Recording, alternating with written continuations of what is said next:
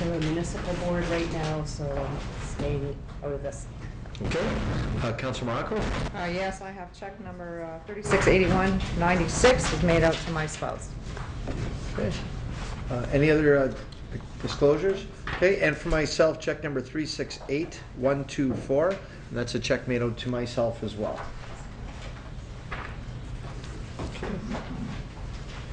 Okay, so moving along our agenda, first we have our fence variance appeal, and I understand Jeff Menard is going to speak to this report. Okay. Where's Jeff? Jeff, there's Jeff. Okay. Ladies and gentlemen, members of council, for those of you that have not met our chief building official, Jeff Menard. This is his first meeting that I believe he's been at. So not to put any pressure on you, Jeff, but you could maybe lead us in our fence variance appeal. Excellent. Thank you, Mr. Mayor. Is this thing on? Bring it closer. It's right, yeah. Excellent. I got to eat the mic. There you go. Yeah. Okay. This evening before you is report PVD 2013-75, which outlines that a fence variance was issued by myself, by my office, for the resident at 4095 Drummond Road. I believe Mr. Reed is in the audience this evening to speak to this matter as well in appeal of the variance that was issued, and the details of which are identified in the report, and I'd be happy to answer any questions should there be any. Thank you. Okay, thank you, Mr. Menard. So, Mr. Reed, you'd like to come up to the mic if you could, and welcome. Good evening, Mr. Mayor, members of council, staff. Please bear with me. This first picture looks south down Drummond Road from my residence. The first two sections of fence are in compliance with the bylaws. The third section is a little taller, and it interferes with the view that I have for people coming down the sidewalk. No, just for clarification, the third section, the third level, or the third right? That one? Next one. To the left? Oh. There we go. Where the bush is at the end is where the sidewalk is and the street. The two pieces at the end where the bush is, they are close enough to be in compliance, correct? Yep. Now the third section is out of compliance. That is, and half of that new section there, that is a piece of old fence that's been there for 10 years. Looks like some new lattice work on the top? That is new lattice work on the top. There is a new post there, but that new lattice never used to be there.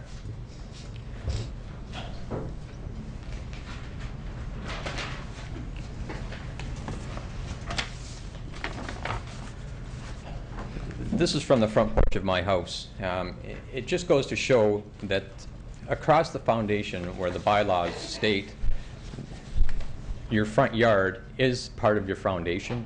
It runs across a parallel line from the foundation, and that complete fence to the foundation should actually be 40 centimeters tall.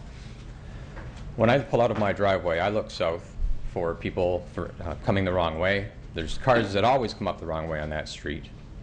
More important, there are pedestrians. There are e-bikes, people coming back and forth to school on the way to A.M. Meyer, towards Five Corners. It is a heavily trafficked area. Can I have the next picture, please? Yep.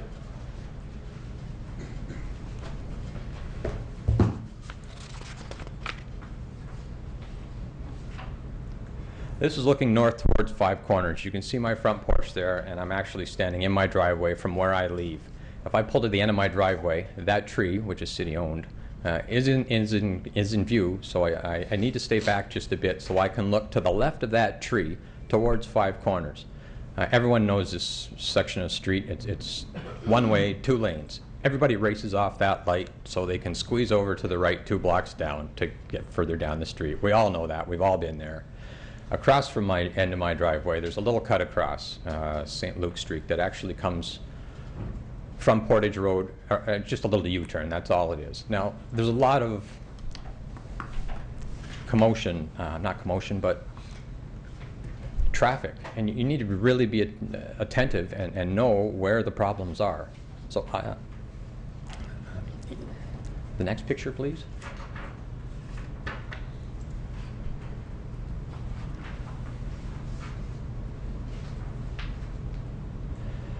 This garage is my neighbor's garage. You can see that he has 3 sections of fence there, nice and short, so he can back out of his driveway without any obstacles or inconvenience. I'm just asking for the same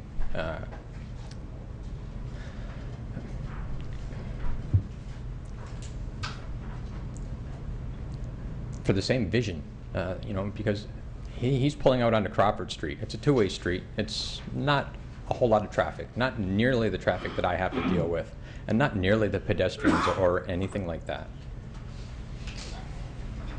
Geez, I'm skipping half the stuff I wanted to say because I'm nervous. It's okay, just relax. Well, the bottom line is, let's go back to this other picture of the fence.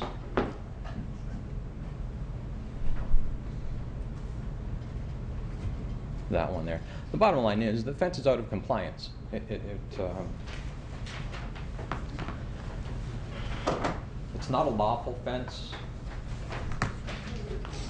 And my neighbor, a lawful fence, no person shall erect or cause to be erected or maintained, cause or be maintained any fence within the municipality unless such fence is a lawful fence. This fence is out of compliance. It's not a lawful fence. We discussed the safety concerns before he wanted to build a fence. There used to be a really nice Christmas tree there that was cut down. I told Mr. Barthy, I'm sorry, you can't add on to that piece of fence. It's on the property line. I don't give you permission to do so. And whatever you do, you can do on your side of the property line as long as it's in compliance with the city bylaws. He was not very happy. That was back in April, May. This fence was built Labor Day weekend. So I don't know what the holdup was. I don't know. That's my dispute. It's more or less for safety. People coming northbound on the sidewalks. Cars do come down the wrong way. There's lots of business down that way now. There's hairstylists, hearing aid places. A lot of people do come down the wrong way. I've lived there for 40 years that I paid attention to the traffic, and 8 of those I was playing in the traffic, but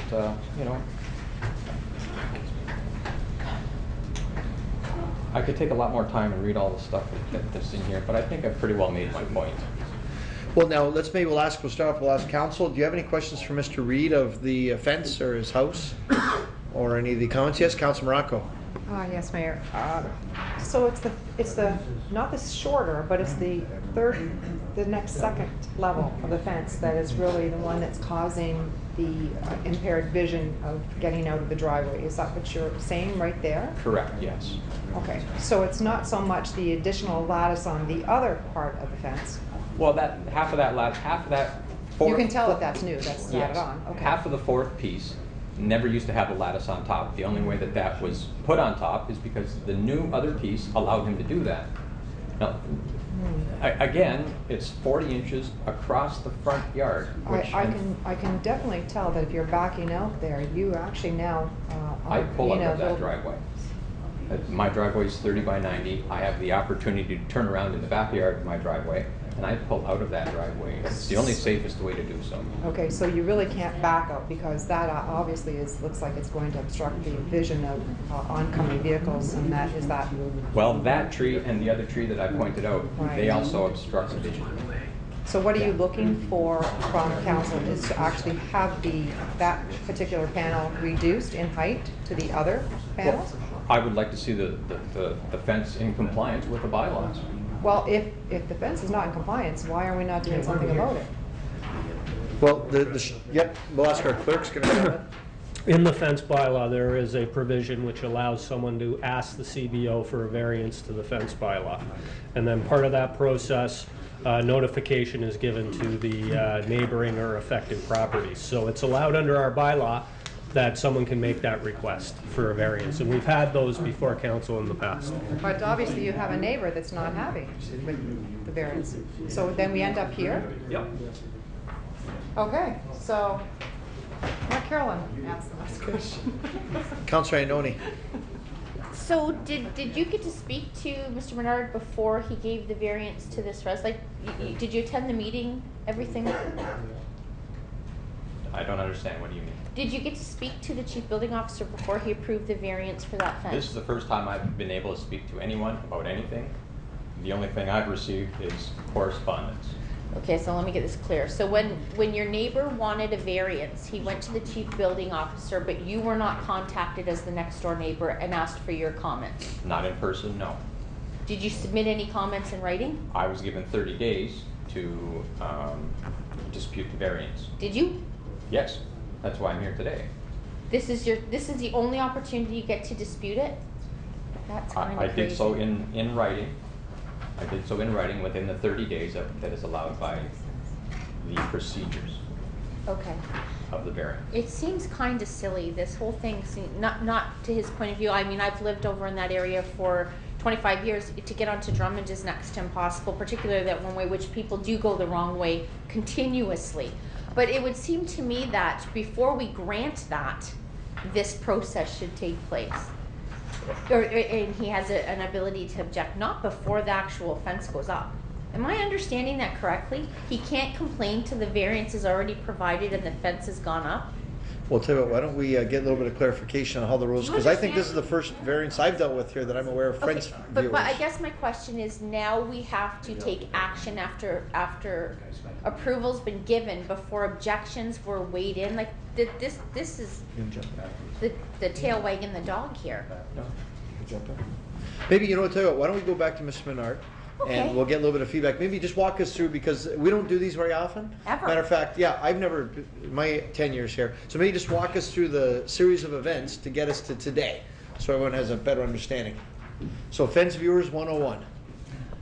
That's good. No problem, Mr. Mayor. The provisions of the fence bylaw require that when a variance is I guess, under dispute or under consideration, then what has to happen is, before it's issued, because a variance hasn't been issued yet, the consideration of the variance is to be notified to the party requesting it, as well as any affected parties involved. So in this situation, in accordance with the language within the bylaw, there was correspondence sent to the requestor, Mr. Barth, and Mr. Reed, who happened to be the neighbor who was affected. So the variance has yet to be granted. This fence was constructed, as Mr. Reed said, without the benefit of the variance being in place prior to the fence's construction. So the fence was constructed. It was requested that a variance be granted. Myself and a member of the bylaw enforcement department went out. We did an inspection of the fence, found it not to be offensive as per the items specified in the report, and consideration was given to the issuance of the variance. Then the letters were issued to the requester and to Mr. Reed, and Mr. Reed has followed his abilities through the language within the bylaw to come and appeal the decision of myself. So is the applicant here today too, of the fence? No, he's not. Okay. Yeah, okay, so I got Councilor Morocco and then Councilor Ioannoni. Yeah. Well, I think we're probably thinking the same thing here. So we're allowing someone to go ahead and build a fence that's not in compliance. Oh, Dean, really, this is what's happened. Somebody's gone ahead and built a fence that isn't in compliance. Were they not able to come to the city and say, you know, we want to build a fence, are we in compliance? So they obviously knew that they weren't in compliance. But in the meantime, they go ahead, build a fence, and now this poor next door neighbor gentleman has to take all the time out of his day because somebody isn't paying attention to the rules and regulations that are outlined. Sorry, I'm just getting in a twister because I can't believe that they just go ahead and do it. And then now we got to go back and tell them, you know what, take it down. That's what I feel like saying, take it down. Yeah, Councilor Ioannoni? We don't need a permit. okay, so he didn't need a permit to put up a fence, but he needed a variation approval to build a fence higher than he was supposed to, and he didn't get that prior to doing it.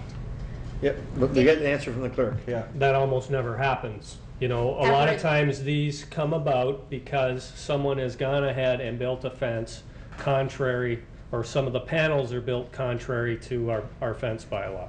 Okay, So then, you know, it's one of these ask for forgiveness sort of things. That's So they exactly make what the this applicant, is. yeah. You've built it too big, you're obstructing your neighbor's sight line, the neighbor wants it down now. Maybe if you'd have actually built it according to Hoyle, we wouldn't be standing in this council chamber. So I would move that that fence have to be put back to the height requirement within our bylaw so that the neighbor can actually get out safely. Okay, so we have a motion that's been seconded that the fence be brought into compliance.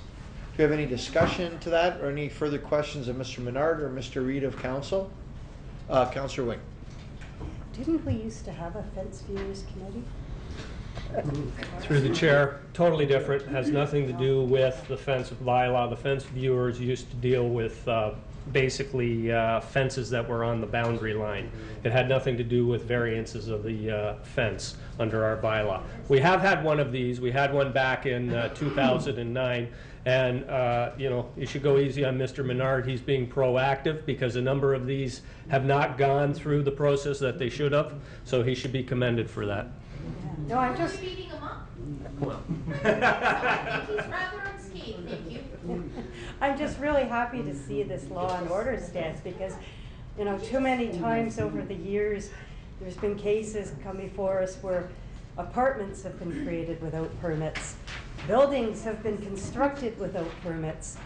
And we haven't told them, get rid of the apartment or take the building down, yet suddenly a fence is before us that was constructed without a permit and we're going to be very, very tough.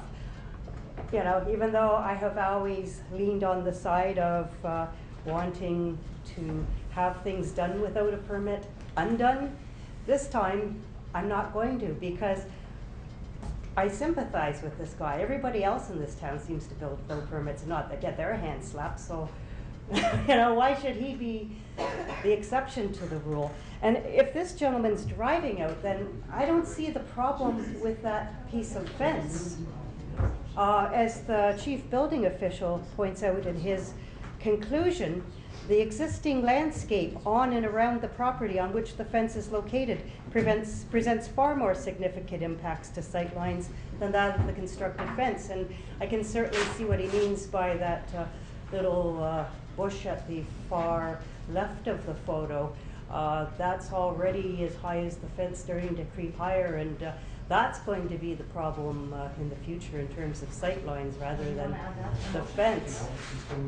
So, you know, I don't know if we want to start telling people to take out landscaping here, but you know, it's just too many cases. It's been really frustrating me over the years to see all kinds of things built without permits, nothing done, but now we're going to be tough all of a sudden. Okay, thank you for that. Any other comments of council on this fence? Okay, seeing none, then there's a motion before you to bring the fence into compliance. So that is contrary to the recommendation from our CBO. So we'll call the vote on the motion to bring the fence into compliance. All those in favor? Opposed? Okay, 2 opposed. Okay, so it's passed. So we'll go back and issue orders to the neighbor that they'll have to bring the fence into compliance. When do we do that? Let's ask our CVO. Mr. Menard, when would that take place? Through you, Mr. Mayor, I'll send the correspondence out tomorrow morning. Okay. I thank everyone for their time and their patience. And it has been really enlightening to come down here and actually be part of the cure of what has happened. Thank you for your time. Thank you. Okay, thank you.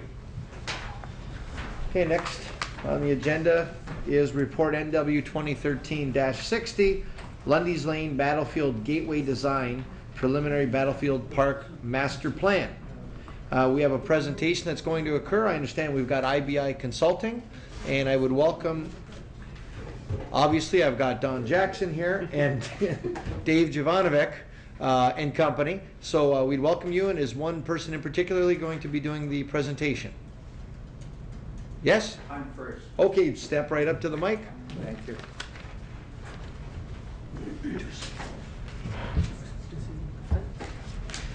Mr. Mayor, Alderman, staff, ladies and gentlemen, thank you very much for giving us the opportunity to be back again to talk about the Lundy's Lane Battlefield Legacy Project and Phase 2 of that project, which is the gateway design.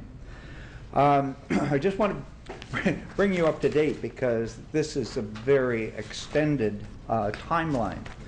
We began planning for the overall project back in 2007.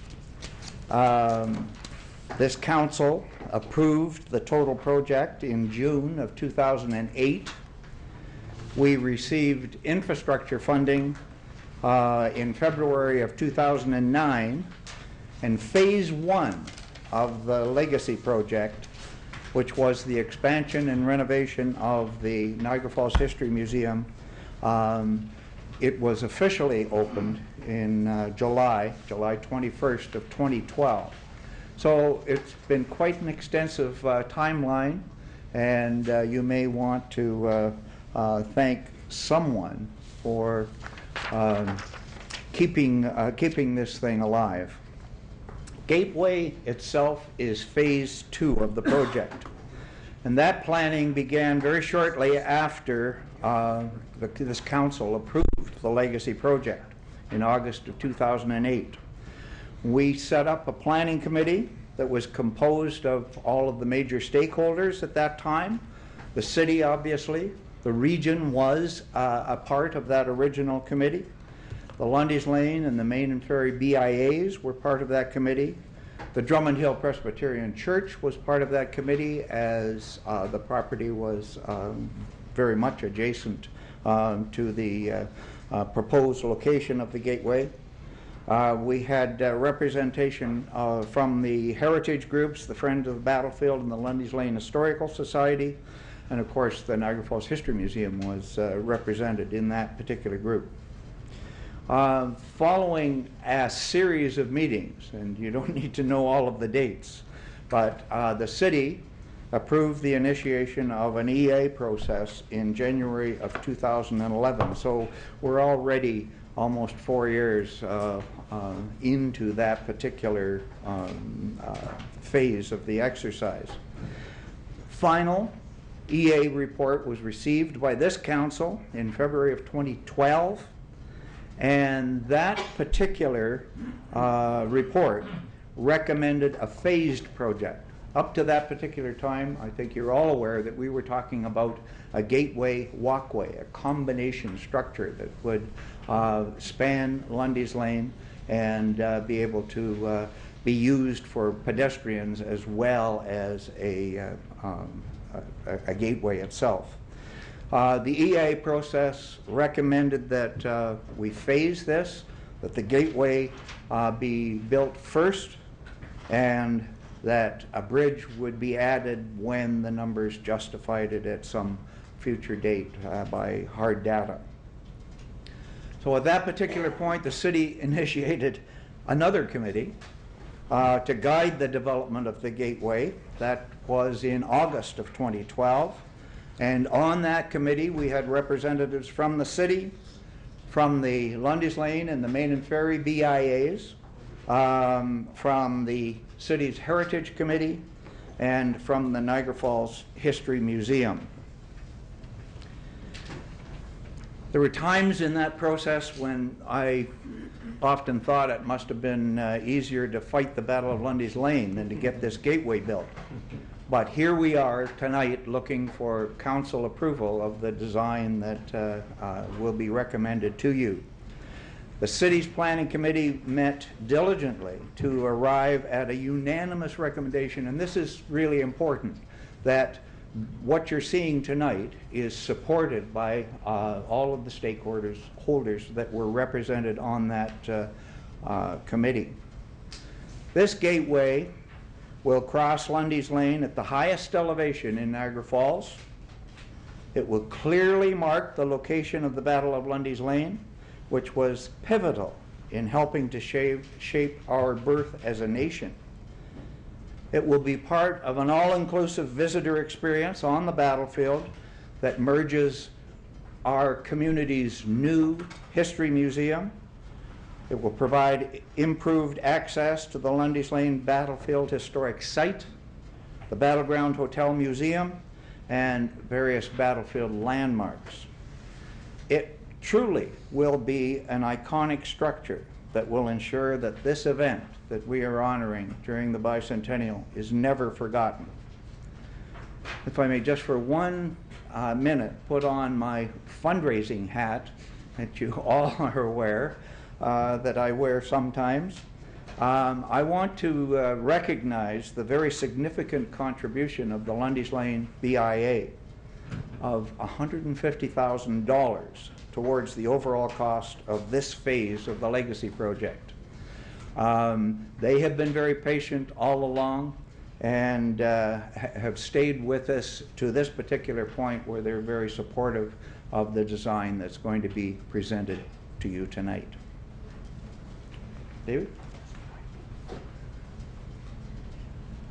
Mr. Mayor, Alderman, City staff, my name is David Jovanovich, and I am the newly appointed Project Administrator for the Lundy's Lane BIA.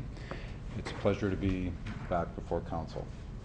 On behalf of the Lundy's Lane BIA, I would like to commend Council on having the foresight in bringing in the TCI management consultants to develop a culture master plan for the city, as well as the IBI group and Don Laux to create the Lundy's Lane Battlefield Master Plan. Both of these projects in many ways are mutually inclusive and will not only benefit the community, but will also be an important first step on developing an enhanced experiential tourism component for Niagara Falls. For the first time, we have an opportunity to combine culture, heritage, Sylvia Marketplace, Niagara History Museum, the Historical Hotel, Coronation Park, and the Redmond Gardens into one multifunctional master plan project at the crossroads of Niagara Falls. Main Street, Ferry, and Lundy's Lane. Not only can this project jumpstart the revival of Main Street into a vibrant, once again vibrant business area, it will also tie all the tourism sectors together. And there is no better group to do this than the IBI group. The IBI group is a multidisciplinary consulting firm offering services in 4 areas of practice: urban land, facilities, transportation, and intelligent systems. The firm began in Toronto and Vancouver in 1974 and today employs approximately 3,000 professionals in 83 offices around the world, making it the 3rd largest architectural practice in the world. The integration of these 4 disciplines within a single group has allowed IBI to complete projects for both private and public sector clients of all sizes and with different needs and resources, successfully delivering locally sensitive, sustainable designs. Don Laux of IBI is an IBI group architect, urban designer, and heritage planner who is based in Toronto and whose 30 years of practice have been committed to good design, sustainability, and heritage conservation. Having grown up in St. Catharines and worked in Niagara Falls as a student, Don understands the special qualities of the Niagara region and is very pleased to be working with the city to help us commemorate a portion of our history. Council, Don Laux. Thanks, David. Welcome. Thank you, Mr. Mayor, council, staff. Can everyone hear me? I've got a bit of a, okay. This is, first of all, we're so excited, myself and the team that's working on this, to work on something like this. You can imagine we don't often get a project like this, and we were selected through a process. I won't go into the details, but this is we've had, learned a lot, but we've also had a chance to think about some other issues. And the idea of creating a gateway to commemorate something as important as this, but also tie physical pieces of the city together is really, really for us exciting. I'm going to go through a quick presentation. I know you have the contents of this, so it won't be a surprise, but and then there could be, you can ask me questions afterwards. Okay. So you're seeing, this is sort of the punchline before I tell you the joke. This is what we've gotten to at this point, and it's been a fairly long and intense process that we've gone back and forth with staff and with the committee that's working with us and the BIA, and it's what it's become is I think is this, and I think you'll like it. And what I want to do with the rest of the presentation is take you through the process to get to this. But basically, it's an arch piece of painted steel. It's 27 meters long. It's 7 meters high, and it's animated by silhouettes of that evoke conflict. There's not a particular side, or we've really tried to stay away from that, but just the idea that people driving by, they go, whoa, and they'll stop and they'll look and realize, okay, there's something here. And if that's all that happens, I think we've achieved like one of the primary objectives. So I just take you quickly through the process. This is just a summary of it. We looked at precedents, we developed a design, we created some drawings, some renderings, we looked at contemporary examples, and then we started thinking about the master plan for the whole, the park, which I guess is phase 3. And I'll talk briefly about that. So the next slide. First of all, precedents.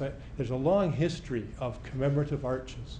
They built them after the Boer War. They built them after World War I, and they were put up to commemorate a battle or an event. And these are just a couple. The one on the far right, upper Yellowstone.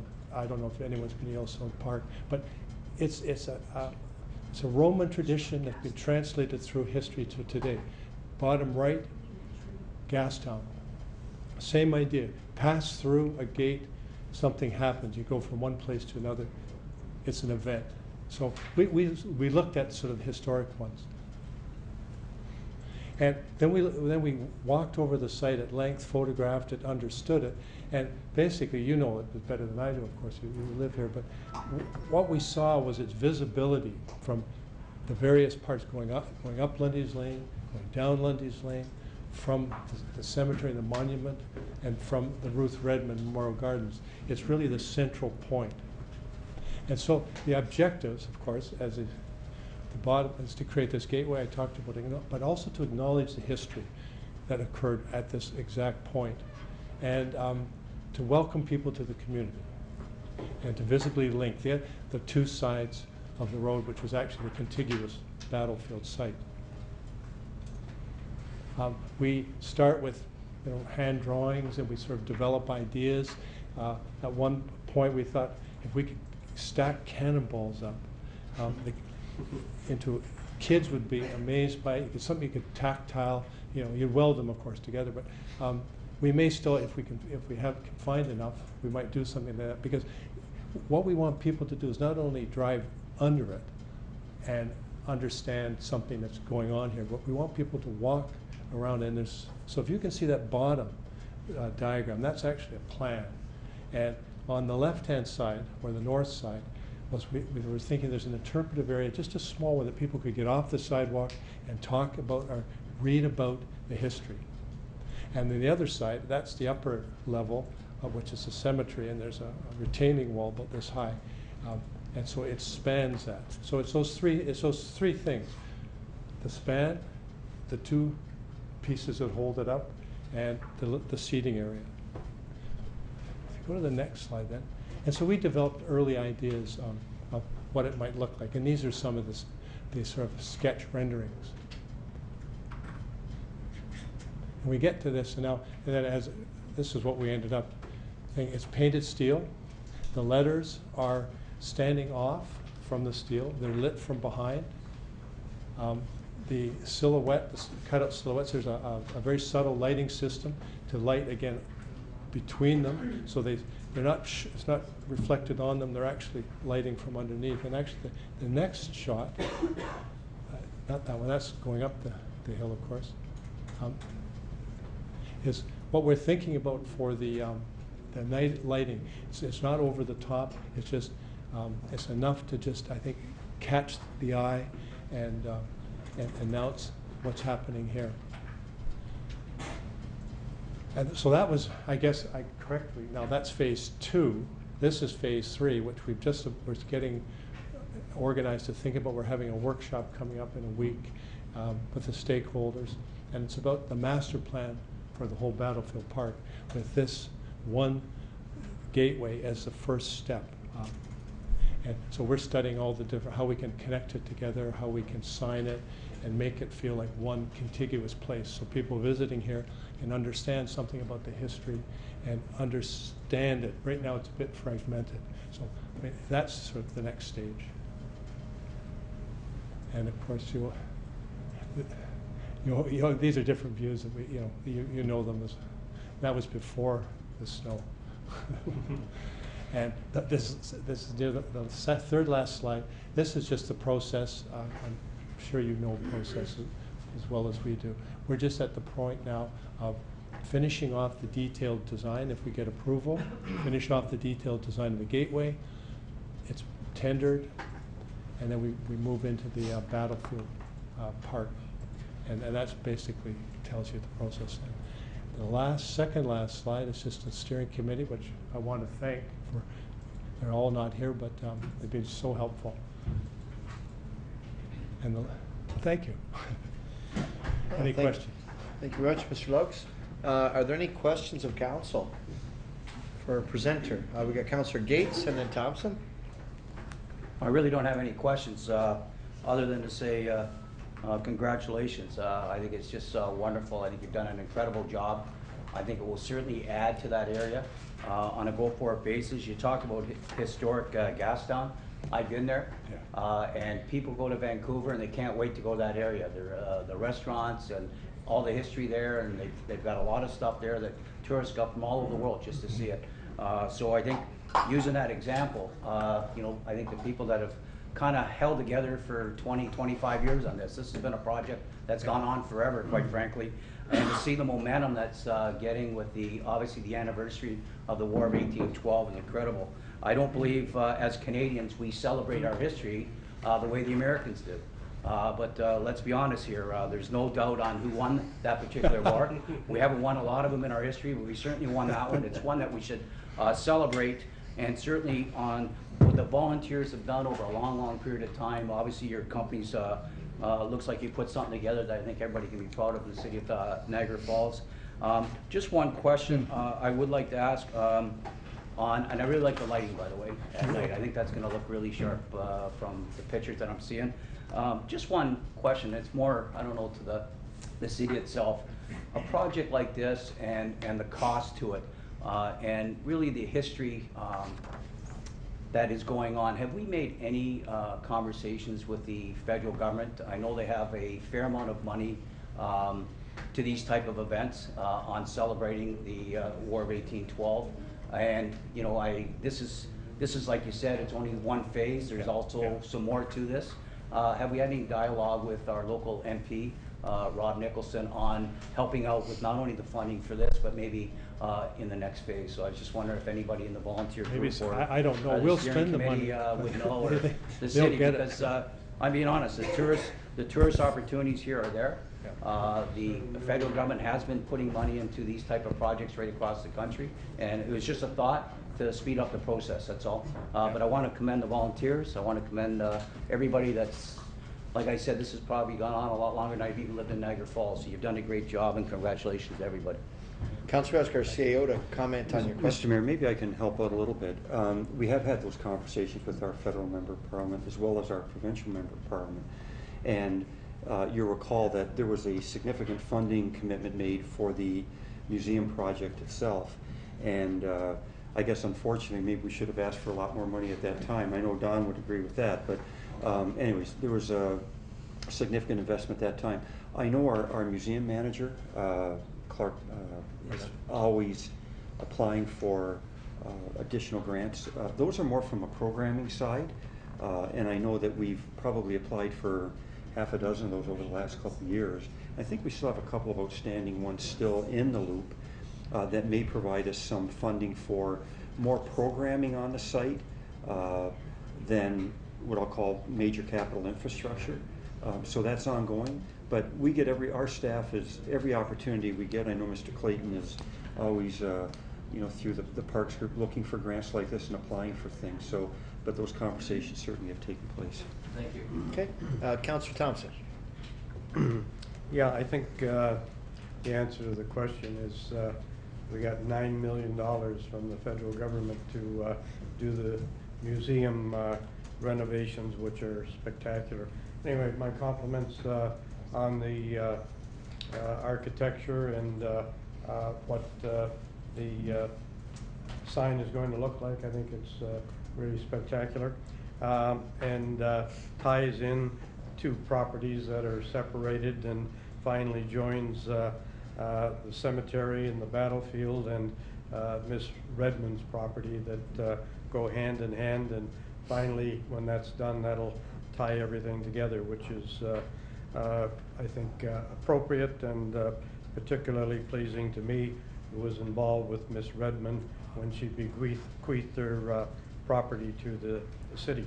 I thought we were going to have a debate here when Dave Jovanovic got up, and I read his letter previously regarding Lundy's Lane and the entrance to Lundy's Lane. Has that been resolved now? Is that still a concern, or where do we stand with respect We've to had that? very positive ongoing discussion. Could you just come to the mic, Mr. Jovanovic? Sorry, thank you. Certainly. We've had very positive discourse with the city staff on this particular issue of concern, and mechanisms have been put in place to keep everyone appeased.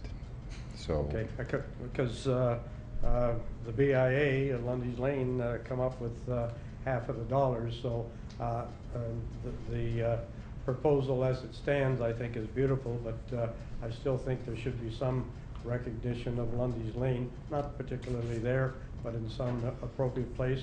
And you're telling me that dialogue is going on? That dialogue is on course, and that's part of the presentation to council this evening, endorsing the city's commitment for the IBI group to work collectively with the Lundy's Lane BIA to come up with an alternate suggestion that is Okay. to the benefit of us all. My compliments to the staff for doing that, and Thank you. also for Lundy's Lane BIA for agreeing to do that. I think that's It's great. our pleasure, and we definitely look Yeah. forward with working with the city staff and the IBI group on the overall master plan as well. It's an Thank you. outstanding opportunity Good for our job. city. Thank you. Councillor Carrier? Thank you, Your Worship. I'd just like to compliment the designer. I don't know who the designer was, but what a great job in such a practical way. You know, having looked at, I'm assuming that that's a beam and the cutouts are steel. Yeah. And it's such a practical design. It makes so Yeah. much sense, and it just shows that you can do something very practically that's turned out so nice. Well, I really appreciate the support, because that's what we were trying to do is not. I think you could have spent twice as much money and not I've been seen any it. nicer. Yeah, thank you. Yes, Councillor Maves. I have one question about the design. I love it. It's very pretty. My only concern is, I guess it's the old insurance man coming out in the columns going up the side. I hope Yeah. they're not climbable, Oh, I hope not. because I can envision somebody wanting to get their picture with some of these soldiers or something. And these things do happen. Oh, Why I did you know. have to bring that up? Maybe Bob Ford wants his picture up there, I don't know. But anyway, as I say, it's just a concern of mine, as long as they're high enough that they're not climbable, that people can't get at it. Because the battles, you look at the soldiers up there, I can envision people wanting their picture up there. Well, Thank you. thank you, and that exact comment has come up a couple of times, and we're really trying to think about the ways to keep people off the gateway. Yeah, whether it's electrifying the whole thing with a or something, but we'll try to keep them. Yeah, just a small shock. Yeah. Also, if I add my comments, I felt the same way as soon as I saw the report right away. I instantly took a liking to it. I thought it was real smart, and I think Councillor Carroll summed it up best. It was practical and clean, and it made a bold statement in a simple way. And the other thing I'd like to add too is I've got a couple of cannonballs in my possession. I'd love to donate one of them to the pile, and I'm sure there's enough around town. Over the years, people have collected them. Dug them up. Well, yeah, with their metal detectors, Yeah. they've collected them. I understand nowadays you're not allowed to collect them, but from back Yeah. before a certain period of time, people collected thousands of. So there's enough around, and people like myself don't know what to do with them. Yeah, our approach was kids would be intrigued by that. Kids would be intrigued if they could go up and touch. Yeah. Because they start making the connection, right? Yeah, it would be amazing. Plus the idea that the real 200-year-old cannonballs that were fired during the battle. I think there's something about that that's, you're right, tactile and appealing. Yeah. Councillor Carrier. You might, Your Worship, if you're going to donate yours, maybe you could put something out where if someone donated it, there could be a little brass plaque put on it, donated by the so-and-so family, and maybe you could get enough of them that way that they could be used. And maybe the outside ones of the perimeter Yeah. might be. That's a great idea. Yeah, it That is. give them an incentive to give up their Their collection. Yeah, the cannonballs, yeah. Yeah. Yeah. We've actually done that on a few projects where pieces of it are donated and they're plaqued. And so you can walk through whether it's a tree or a bench, and it's a very good way of doing these things and getting a lot of community support as well. Yeah, and cluster, you know, the other cluster ones that they used to fire, I've got some of those as well, and I'm sure a lot of people do. Really? Yeah, it's kind of neat, some neat stuff. Yeah. So, all right, well, folks, before you, there's a recommendation with 3 parts to it. Moved by Councillor Pietrangelo, seconded by Councillor Gates. If there's no further discussion, we'll call the vote, and all those in favor, and that's unanimous. Thank you very much, folks. Thank you very much. Next up, we're going to move up a report. You'll see it under your consent agenda as TS 2013-49 regarding the downtown 2-hour free parking. And we have the head of the downtown BIA here, Nem, as well as I see David Govan in the group too. So if you'd like to come forward and you could approach council, welcome. Thank you. Thank you. Good evening, Your Worship, councilors, staff. Over the last 12 years, we requested free 2-hour parking during the month of December, and usually we've never had an issue. It's usually gone through. This year, for some odd reason, in the report from staff, they do request that we offset the cost through our CIP fund or paid by our BIA. This caught us completely off guard. We've never had this issue, and we think that we should stay the way it usually was. And we want council to approve that and not staff recommendation. Councillor Thompson. Yeah, I think if we really care about the downtown and all the effort and the support that we've given to them, this has always been an automatic request and approval. So I would move that we agree with the request for the 2-hour free parking in hopes that it stimulates a lot of activity, employment, and opportunities for the downtown. Okay, moved by Councillor Thompson, seconded by Councillor Pietrangelo. Is there any discussion to the motion? Councillor Wing? I'm going to support the staff. They pointed out that in January of this year, we approved the self-sustaining parking operation principle, where revenues generated offset expenditures without an impact on the tax base. The parking is intended, as I understand it, to be a standalone operation, so the motion would mean the general taxpayer would cover this, and it's, you know, I just don't agree with going in one direction in January and then going in the opposite in December of the same year. I want to be consistent. Mr. CAO? Mr. Mayor, just to clarify that, and just for the BIA, that was the change that happened, is that we took it off tax and made it a separate budget, so it's self-sustaining, so technically it's not tax supported. And to Councillor Wing's comment, I guess really at the end of the day, if there's a revenue shortfall, we have to determine how we're going to make that up. Certainly, when we look at the parking budget, that might mean at the end of the day we're raising parking rates. We've got a plan in place, and there's a couple things that Mr. Duran will actually be presenting when we present the budget. A couple of things that council has done in the past year to say we're going to give more warnings, or we're going to give less fines. Those all impact on the revenue stream, including this. So when we present that parking budget this year, if this motion's passed, there may be some alterations that we have to look at that time, and it may include adjusting the revenue stream, doing less capital to our parking lots or whatever, but you have to remember that now is a self-sustaining budget that is not tax supported. Okay, Councillor Thompson?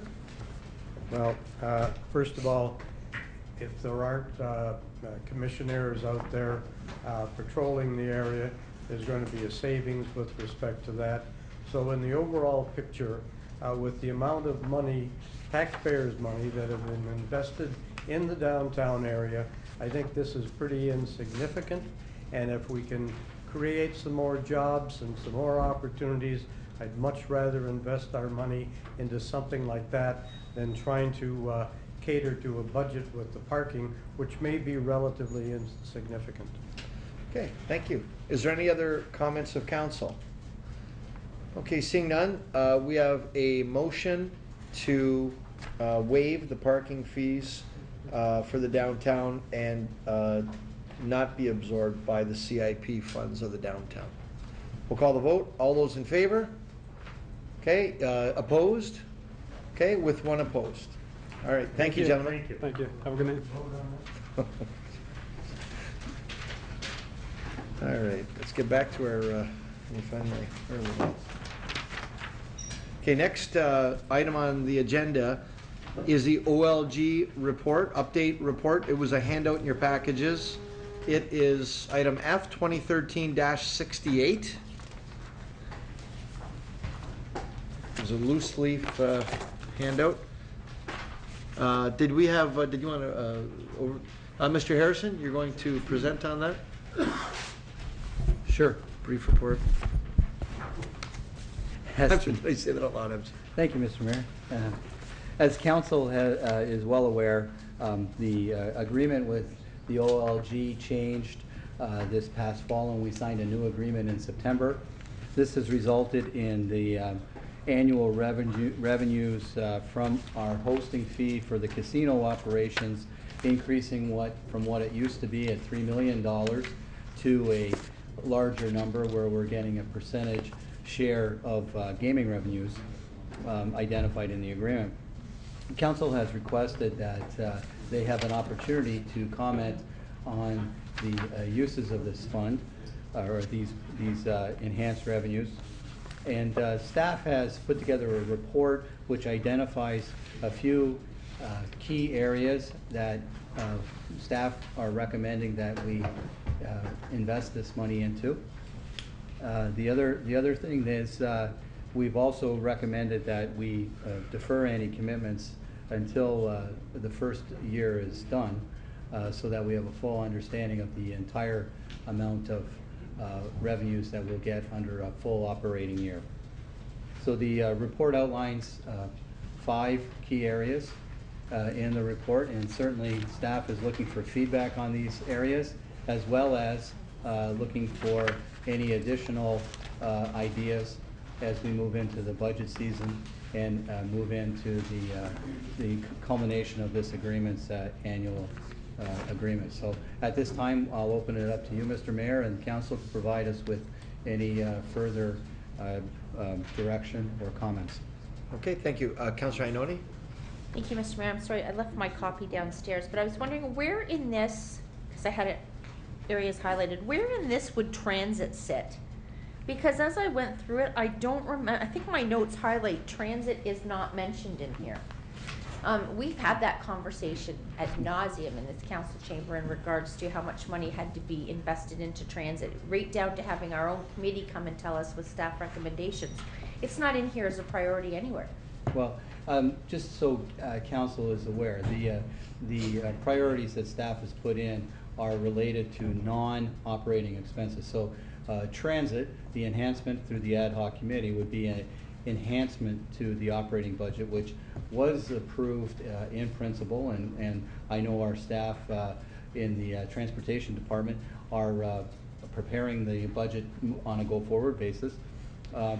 The enhancement to transportation in all of the city operations would be in the capital expenditure area, which we've identified approximately, based on the estimate, would be somewhere in excess of about $12 million, and then that's where we would see any enhancements to transit. We would see enhancements to any other capital reinvestments that are necessary. The report does touch upon one of the requirements is an asset management plan, which will be identifying for council sometime in the new year the amount of reinvestment we need to put into infrastructure, which would include transit vehicles. Okay. Councilor Ioannoni? Thank you, Mr. Mayor, because we have highlighted in numerous meetings the importance of different issues in regards to attracting the universities to our city, and having had a daughter who went to Laurier in Brantford and used their transit system for the 4 years she was there, she said we could only hope to have a transit system that equals Brantford. So looking at what our strategic plans are and what we're trying to bring down here, I just wanted to make sure that was not off the table when I read this, because I'm looking for transit first when I go through something like that. Okay. Councilor Carrier.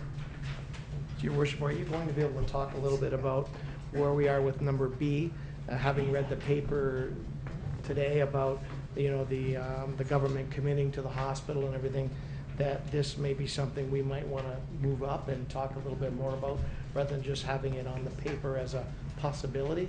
Because if we're going to go forward with a hospital and we have to set money aside, I think we'd have to do more than talk about it. We'd have to come up with some kind of a motion today to deal with it. Actually, on that, and I'm glad you brought it up, because I was working on a little bit of a resolution here, and maybe we'll get some support here for it. A couple things happened, as you know, just going back just a little bit. Last year, Dr. Smith came out with his hospital improvement plan last September, a year ago, and it identified the Lions Creek and QEW site to be the site for the new Niagara South Hospital, with 2 urgent care centers to be built as well, probably one Welland and one in Fort Erie, as part of his hospital improvement plan. More recently, we had land donated for the site at Lions Creek Road, 30 acres, by the Grassel family. Then we put up a sign, a big billboard, as you'll notice. And we're going to be acknowledging, actually, tonight's council meeting, those community members that put up that billboard. There weren't tax dollars used to put that up.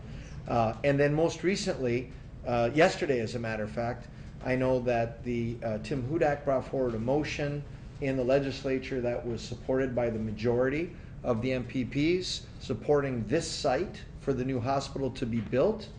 And at the same time, same day, the Minister of Health, Minister Matthews, approved a planning grant, which is the first major step to building a new hospital. Nothing happens before the planning grant. That's a significant investment by the province, and it's a necessary step, prerequisite before you can build a new hospital. So a lot of things have happened, and also I should note that the city of Fort Erie, the town of Fort Erie, is on board with their financial contribution toward this new site in Niagara Falls at Lions Creek Road.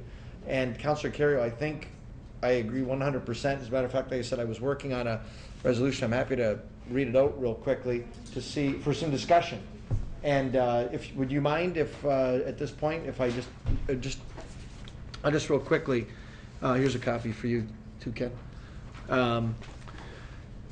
That in light of the vote at Queen's Park on November 25th, 2013, yesterday, wherein the provincial government overwhelmingly supported the construction of a new hospital on the Niagara Falls site for the future Niagara South Hospital, and that in keeping with Dr. Kevin Smith's report to consolidate the existing hospitals in Niagara South in order to provide improved quality health care for the residents of Niagara South, and that in light of the fact that it's the responsibility of the local taxpayers to contribute to the capital cost of the new Niagara South Hospital, and that amount, by the way, is typically 10% for all the local area municipalities, including the regional government. That's the same model they used in St. Catharines to build that Niagara North Hospital. Therefore, be it resolved, and the cost, Councillor Carrier, and I've got some research, and the CEO can go on to that. We've met with the foundation and Dr. Smith to know what amount that would look like, and it would be somewhere between $20 and $22 million from the city of Niagara Falls. So the last part is, therefore, be it resolved that the city of Niagara Falls commits up to $22 million toward the city's prorated share of the local contribution amount, with funds derived from the OLG, Municipal Contribution Agreement, and that staff report back on a funding schedule. So that was, I just throw that up for discussion, if everyone's comfortable. But yes, sorry, Councillor Carrier. Well, Your Worship, when I was reading this, this item B, the numbers didn't jive. If we were talking about 10% contribution by the local municipality, and having heard that, I thought the hospital would be close to $1 billion. The 20 or 22 million is fairly light. So do you know where the other money comes from, how it comes, and can someone opt out, or how do we get that money? We'll get our CAO to jump in on that part. Well, thank you, Mr. Mayor. And generally, capital and equipment are the responsibility of the local level of government.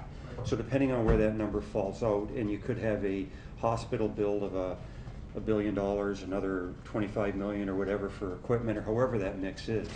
But the foundation has given us an estimate of what they believe that number to be, and we met with the foundation several months ago, and they provided us with money. So the local contribution comes from the population base of which that hospital serves. So it would include Niagara Falls, Fort Erie, Port Colborne, Welland, and Helen. I believe Wainfleet's numbers are in there as well as the regional municipality of Niagara. So based on that formula, our proportion has been estimated at the top end to be no more than 22 million of that if you're looking at the top end of construction at around about 1.25 billion equipment and construction costs. So that's why we've included that 22 million. The local contribution maximum would be somewhere around 125 million. And then on top of that, there's a community campaign where they're looking to get somewhere between 25 and 35 million just from local residents that serve in a community capital campaign as well. For equipment. And that is the local responsibility, is the equipment, and generally 10% of the capital build cost. So our feeling is that this is an ideal opportunity to use the OLG funding. We'd like to at least get council tonight through the mayor's resolution to confirm that. We can come back with a further report to tell you how that may be phased in, because as the mayor's indicated, we're in Minister Matthews has just approved a planning grant. That planning phase is probably going to take several years. We may be 3 to 5 years before we're into a full build situation for this. So we'd like to be able to come back and say, we'd like to set this money aside if this motion is passed, start looking at how we would reserve that money, and then we would be in a position where we could fund our contribution of up to 22 million out of the OLG funds, and then it would have no direct impact on our tax base. If you look at St. Catharines, they used some of theirs through reserves, but I think the majority of theirs was coming from a tax-based approach. And this would certainly be a great opportunity. I think the timing for us on this is perfect in order to move forward and come up with our contribution. And I say that's where we've got the numbers of around 22 million based on that total picture of what that local contribution would need to be. Councilor? And is it expected of this council that we would commit this funding before the province would commit to the planning grant money? Is it expected that we have to approve of our end of it first before they do the other? Well, the planning grant money has just been approved, and with the motion that was approved in at Queen's Park yesterday, it's our belief that the vast majority of the MPs have said we want this site in Niagara Falls, we want the hospital to go forward.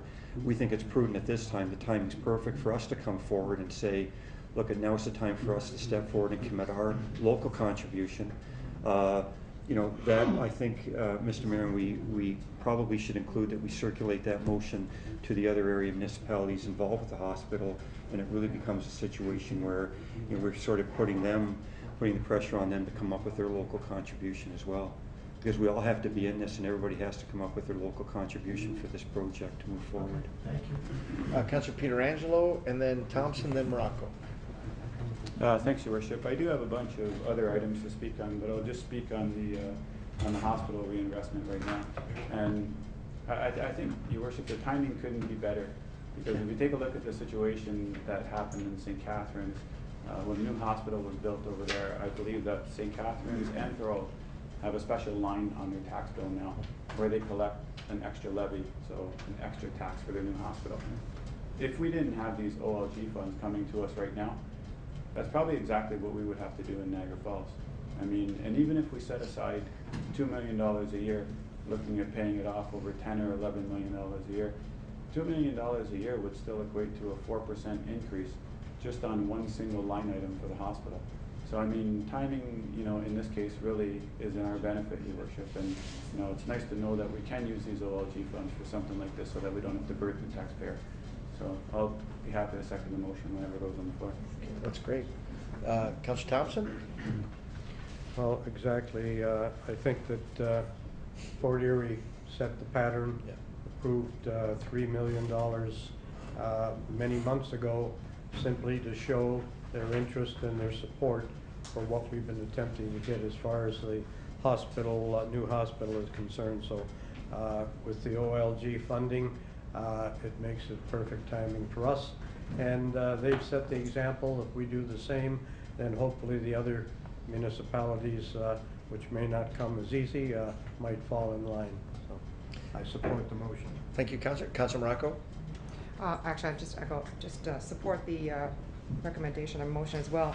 I think that when I was the chair of, or during my time as the chair of the Greater Niagara General Foundation, Hospital Foundation, we all had, when I'm going to talk about the new hospital in St. Catharines, we all had an obligation through Our Time campaign to take on a portion of the fundraising. And I know that we had to make a commitment of $8.2 million or something for the Niagara area to raise. And I think that if they set out that it's on a proportion basis, or something like that, I think that's fair, that we all have a part in raising those dollars or making that commitment. So I hope that's where we're looking at to go. Thank you, Councillor. Councillor Carey. Okay. Okay. Okay, let's do it. I think that all of us had talked about, I don't think that we were prepared to say today that we were prepared to agree on where we were going to put all the money that we got. But in this particular case, I don't think we have a choice. And I think everyone around the table has said infrastructure is one of the most important things in their mind. And I know that the sewers and the sidewalks and the roads are very important. But when it comes to infrastructure, and it's not that I like that we have to come up with the money for the hospital, because I really believe that's another level of government's responsibility. But seeing that that's not the way it is, and that it does fall on this council, that will be my #1 priority on infrastructure. So I'd be glad to make the motion, Your Worship. Okay, so it's moved by Councillor Carey, seconded by Councillor Pietrangelo, and also a suggestion that we forward this motion also onto the other southern tier councils, Minister of Health, and the NHS. If we could add that to Councillor Carey? Yes, Your Worship, and also that this does qualify for one of the things, I'm assuming, that the OLG says that we can commit the money for, because they're suggesting that they want to have it, that they can say that that's part of their money. So I'm assuming that this qualifies as part of that. Through you, Mr. Mayor, sometimes, you know, all the stars kind of align, because just this week we had that exact meeting with OLG. Yeah. And we put it point blankly to them, are these the kind of projects that you as a corporation see us funding? And they said, without a doubt, this would be the kind of thing that would be the top of their list. In fact, they've done it in some of the northern communities, and they believe it's been one of the best reinvestments of that money that we could look towards. So they are very, very supportive of this. The other thing it does, Your Worship, is make it very difficult for them to change the formula to give us less money after we've committed some of their money toward the hospital. That's a very interesting thought too, Councillor. Yes, Councillor Morocco. To that point, could you also make sure that you include the LIN? I didn't hear the LIN. Oh, and the LIN too? The local health integrated network. Yes, Councillor Ainoni. And we had a vision of this when we stood on that platform at Epworth Circle School, and we talked to the hundreds of people who are in that auditorium. But I will say, you've never given up. And it's so glad to see Mr. Hudak come on so late in the game with the by-election coming on, because I'd like to know where he was when we were standing at Epworth Circle begging them not to touch our hospital services. A little late in the day. Well, I'm just grateful the perfect storm of opportunity has blown into town. God forbid we miss it. But I'm so glad he was a Johnny-come-lately. Yes, Councillor Gates. Watch me. Just saying. No problem. I don't think you can support this because his leader was. Well, it's unfortunate that one of my fellow councillors want to play a little bit of politics with that issue, but the reality is that I think the reality is on the hospital, I think it's going to cost X number of dollars to the residents. Using OLG money is absolutely a good way to go. And I would think that most of the residents in Niagara Falls would support that. I don't think that's going to be an issue. I believe in it. The infrastructure is a great idea. I guess the concern that I have is just how much money the hospital is going to cost. And seeing we raise this today, you take a look at the St. Catharines Hospital that was funded under a PC platform, which cost $1 billion. The same type of hospital in Peterborough cost, under a public funded hospital, cost just over $400,000. $600,000 less than the St. Catharines Hospital, and it also has 100 more beds. So I think during the planning part of this, and to my good friend Vince Carriol, Councillor Carriol's comments, I think that during the planning part of this is where the discussion has to have on just what type of health care we want to have in the province of Ontario. Do you want to have a private healthcare system, or do you want to have the one that we've enjoyed since Tommy Douglas invented, a publicly funded healthcare system? And the interesting part about St. Catharines, although they haven't announced it, I took in a city council meeting in St. Catharines about 6 weeks ago. And they gave an update on the new St. Catharines Hospital. And they talked about all the good things that are happening compared to the C-Def that we had here in Niagara Falls and what we had at the General Hospital. Brand new hospital, a lot of good things are going on. But the thing that was concerning to me under the P3 model, they are now talking that after they close the General Hospital in St. Catharines, after they close the Hotel Dieu in St. Catharines, they're now looking at having a $13.5 million deficit. And what they're talking about now, and I think it's going to come out in the new year, and maybe after an election, I don't know, but certainly they didn't deny this in St. Catharines, that there's going to have to be cuts to healthcare in St. Catharines. And that's under the P3 model.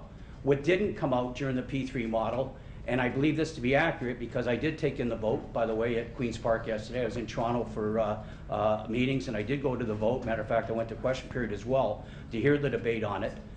What was said by a Liberal MPP, Mr. Bradley, is that they paid the private company $700 million to run that hospital for 30 years, which works out to, and I'm not great in math, but it's around $26, $27 million per year to run that hospital, which means that 26 or $27 million, which could have gone back into healthcare, is going into a company to run the hospital.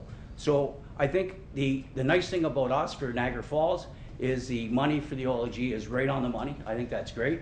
I think that's a good way to take a look at spending that type of money, that windfall. But I think during the planning process, we have to have a debate, and I'm hoping they're going to have this debate from community to community, to Councillor Thompson's point, to maybe get other communities in the Niagara region on board to support the hospital, have this debate about, do we want a publicly funded healthcare system? Do we want to publicly funded build the hospital? It's been proven, and I use Peterborough as an example. People can Google it and do whatever they want. It was just over $400 million, and some of that is because of it costs less, as most people know, and I'm sure our CEO knows, it costs less for the government to borrow money than it does for a company to borrow money. The rate's substantially different.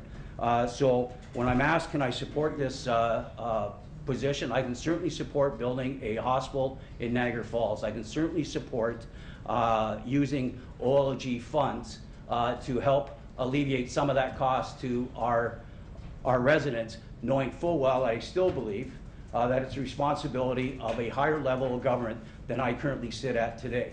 So on those points, but Jim, I really would appreciate the fact that maybe we say that we should at least have this debate on how it should be funded. Not that it shouldn't be built, but how it should be funded. Because at the end of the day, I believe it will save taxpayers money by a publicly funded build, and it will also save the residents of Niagara Falls money because they'll only have to pay X number of dollars compared to the $1 billion that we may be asked for under AP3. So I certainly will support the motion, and I certainly will talk lots on healthcare certainly over the next number of years. But on the planning, I think it's certainly a great step on a go-forward basis. We have to have the debate on how we're going to fund healthcare in the province of Ontario on a go-forward basis. And certainly I enjoy participating in those type of debates because there's nothing more important, I believe, in our society is a basic human right is to have publicly funded, publicly administrated healthcare in our province and our country. Thank you. Thank you. Okay, is there any other discussion or comments? You know, the original motion, again, is the council essentially approving up to $22 million through the OLG funds to support this new hospital. And with any luck, we'll also have our friends in Welland, Port Colborne, Waynfleet, and Pelham following the lead of Fort Erie and now this Council of Niagara Falls. So we'll call that vote. All those in favor? And that is unanimous. Thank you very much, Council. That'll send a very clear message. Thank you for that. Further to the OLG report, I know Councillor Pietrangelo You mentioned that you had some other parts you wanted to speak with? Sure, thanks, Your Worship. Overall, it's a good report. I think it outlines a lot of the ideas that have somewhat already floated through this council. I just wanted to talk about a few of them, Your Worship. First one was tax relief. I understand staff's message that they don't want to take the OLG funds and put them into our operating budget because in the long term it's not sustainable. We don't really want to find ourselves in the same situation as Fort Erie did, where they relied on those funds in their operating budget, and then as those funds started to decrease, they then had to make up those funds plus the other increases in their operating budget. So I understand that, but I mean, you know, I think that the public perception that's out there right now, and it might be based on things that the politicians have said, no offense, but I mean, I know things like windfall, jackpot, 649 have been used in the public already, so, you know, you can't really blame the public for believing that the city, you know, has come into a lot of money, and quite honestly, we have. Options that are available to council at this point, I mean, you know, we can cut taxes, we can send everyone a check, we can freeze taxes. You know, the one thing that really should be off the table is that we raise taxes. That, I guess, Your Worship, is difficult if we're not going to inject funds into the operating budget. But I believe really that we can achieve it simply because we are going to be gaining efficiencies by using the OLG funds for other things, as well as our debt reduction. So, Your Worship, when it comes time for budget, I think the approach is going to be that, you know, we're going to come in with a zero budget, and if council wants to take it any further than that, then we can do so. I'll move on to the $3 million that staff looked at in the tax relief. They talk about the $3 million, Your Worship, and the $3 million they continue to say, you know, should be injected into the operating budget. And I know that they're looking for direction from council on whether or not we want to keep putting that $3 million into the operating budget. I guess, Your Worship, I'll start and I'll say that, in my opinion, we should take it out of the budget. And I'll give my reasons why. First of all, I mean, I know the question would come about, well, how are we going to take it out of the operating budget? And then I guess the second question that would come would be, well, why would we take it out of the operating budget? And I guess how we can take it out of the operating budget is, I mean, if we take a look at it, what we're saying is that we're going to use the bulk of the OLG funds for capital projects. But now we're going to take $3 million from the OLG funds, we're going to transfer it into our operating budget. From our operating budget, we're going to transfer money to our capital budget, and from our capital budget, then we're going to spend it on capital. I think it'd be a lot easier, Your Worship, if we just simply didn't transfer that money over into our operating budget. I'll give my reason why. My reason why is because I don't think that we should take any finite amounts out of the OLG. Any amounts that we decide to take out should all be percentage based. And that has to do with everyone and everything that wants money. As our revenues go up, the percentages or the amount that, you know, the different funds would take would essentially go up. But if our revenues in turn go down, then everyone or everything's take in essence goes down as well. I think once we start to put finite amounts or start to take finite amounts out of the OLG funds, in the future we're going to find that we're going to be taking less and less and less and less. So that would be my comment, Your Worship. I don't know if staff want to give a comment on the $3 million. I think it's pretty easy, Your Worship. You know, I think it's revenue neutral as well. It's not as though we're cutting that money out of the budget. We're taking out of the money, but we're just simply not transferring it from OLG to the operating, to the capital, and then over to our infrastructure. I think our CEO wants to comment. Well, thank you, Mr. Mayor. I think the concept is sound. We've always thought as a staff that when you have money in your operating budget that is subject to some other body that you don't control, you're always at their mercy. And in this case, if our OLG money was to disappear and you had $3 million in your operating budget, you're at the mercy of about a 6%, you know, tax hit. So that's something that Fort Erie, as you mentioned, faced, and in our mind doesn't make real sound practice. But the game has changed because originally that $3 million was in there, And the rationale behind it being in there, it was guaranteed. So now we've given up that $3 million guarantee for a unguaranteed larger sums. So the game has changed a bit. But in terms of your concept, taking that $3 million out, if we were to offset that with a reduction of a $3 million transfer into our capital program, it's a wash. Exactly. But what it does do, it diminishes or removes your reliance on the OLG money to prop up your operating budget. Now, the only downside to that is if the OLG money ever disappeared, your transfer of capital is much diminished as well. So at that point in time, you'd be talking about how do we then prop up our capital program as opposed to how do we fix a tax problem. That's right. So I think, I think we would definitely be supportive of that. It helps, again, wean us off any difficulty in fluctuations. And then we can just focus on what we have left for capital. And certainly there's enough in the budget right now that we could accommodate reducing that transfer over by $3 million. Yep.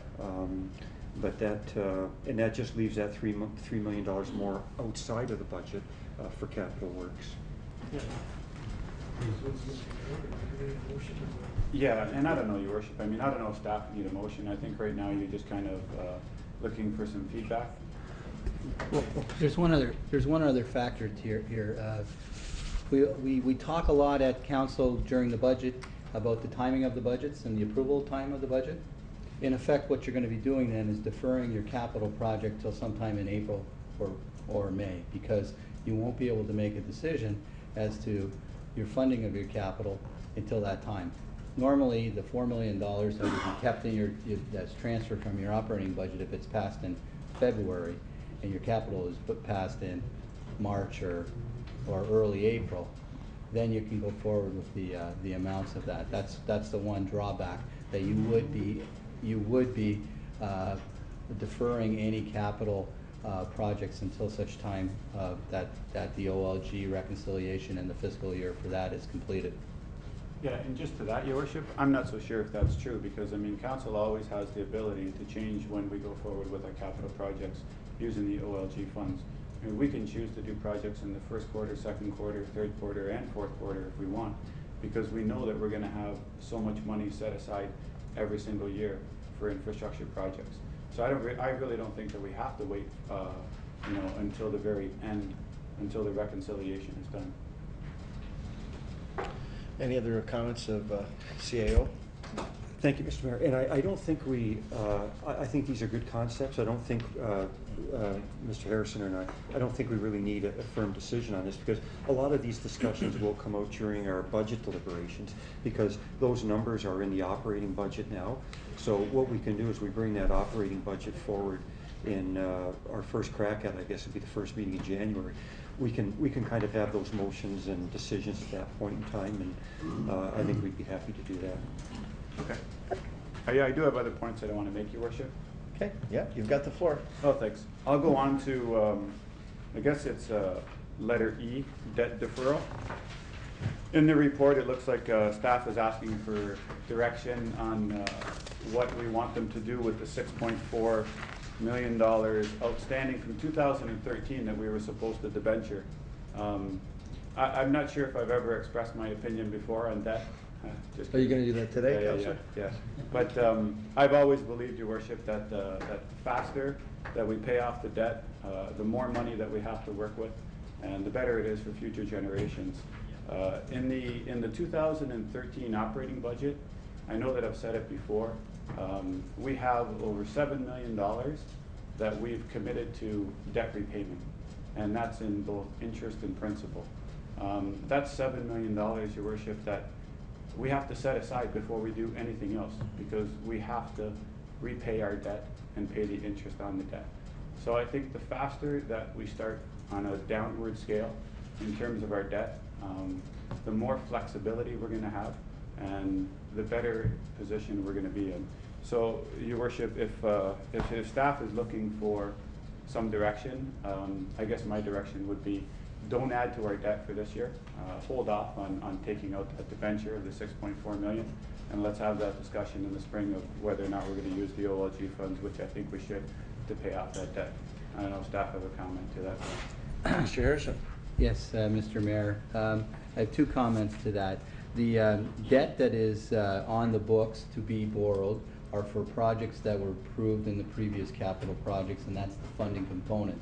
If you recall, we did have approval through the debt management strategy, which was in effect an opportunity to replace the retiring debt with new debt, and there was no impact on the operating budget. Again, taking advantage of the historic lows in interest rates, and again, recognizing the fact that we do need to accelerate our capital program, because not only is the debt a factor, but the acceleration of our capital expenditures are necessary to replace the assets that the city owns. That's the first comment. With that said, though, it is an opportunity that we could take this money and retire the debt that is on the books. Normally, as you know, we have to borrow through the region because we have no powers to borrow. We have to do that through the region. Their debenture issue is always in the summer, so it wouldn't be again till next July.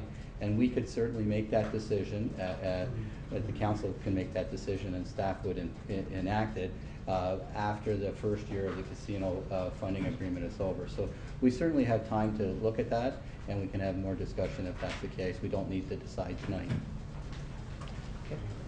To that point, yeah, Councilor Carrier, to that point, to Councilor Pietrangeli's comment, it was one of my thoughts as well that we would, over time, with this money, reduce our debt. And if we don't do it that way, knowing that a lot of our debt is long-term, how do we reduce our debt? We can't any other way, other than using some of this money to pay for things that we would have normally put debt on. That's right. So I think it should be part of the process as well. I think that as a percentage, we should decide that some of this money should be set aside as well every year to reduce our debt. Otherwise, we won't reduce our debt. Okay, we're reducing our debt every year because we're paying that off. So that's always happening. The debt management strategy was replacing the debt that was being retired with new debt.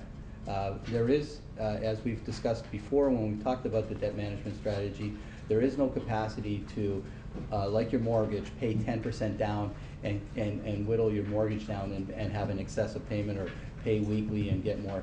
In the corporate debt that we have, they are 10-year terms, or in some cases 30-year terms. We pay that for the existing life. The only opportunity to reduce the debt, Councilor Pietrangelo and Councilor Carrier are correct, would be to take the existing items that we have on the books that we were scheduled to debt and use this money to do that. And then we would see the benefit in future years of reduced debenture payments, and as that debt's paid off, that would create room in the operating budgets.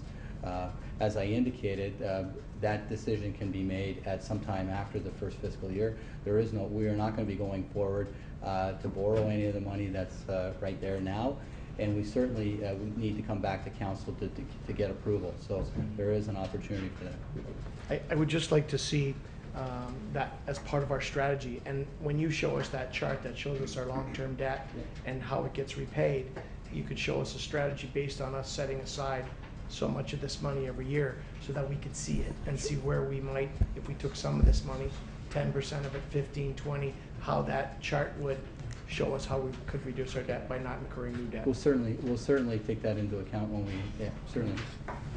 Okay, Mr. CAO? Just one other comment. And right now, I think what the treasurer's saying is you've got $6.4 million of completed projects that are ready to go out for debt issuance.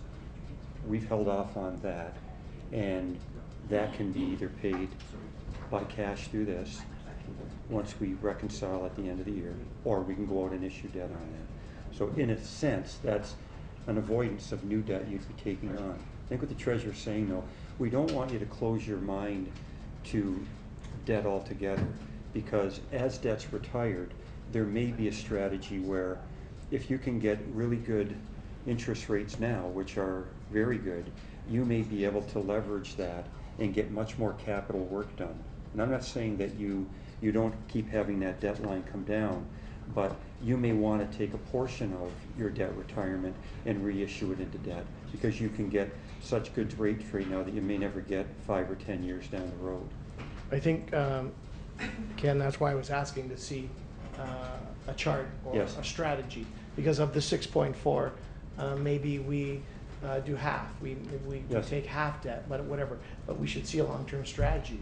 And Well, then we could see how fast we want to reduce our debt or how much debt we want to put on. And I But I agree. think that all of us want to see our debt reduced somewhat and use a portion of this, whether it's 10, 15, 20 points, whatever it is, at least see how the strategy could work. And I think what we can do is, when we come back in the new year, the treasurer can do up a report like that. So I just don't want you to completely rule out the fact that there still may be debt issuance. But I think what we're saying is, based on the availability of OLG money and some of the debt retirement that's in the current budget, we may want to manage this in a debt strategy where we still may incur some debt to take advantage of very good competitive interest rates at this time and get a lot more infrastructure work done, as opposed to just saying we're not going to issue any debt. But we can have that report and show you how that trend line will go. Councilor Pietrangelo. And then when we're done with Councilor Pietrangelo, I've got Thompson, Wing, Morocco, and Maves. So I've got you there. Is that on debt? I don't know what they want to talk about. No, this is debt right now. Yours on debt? Okay.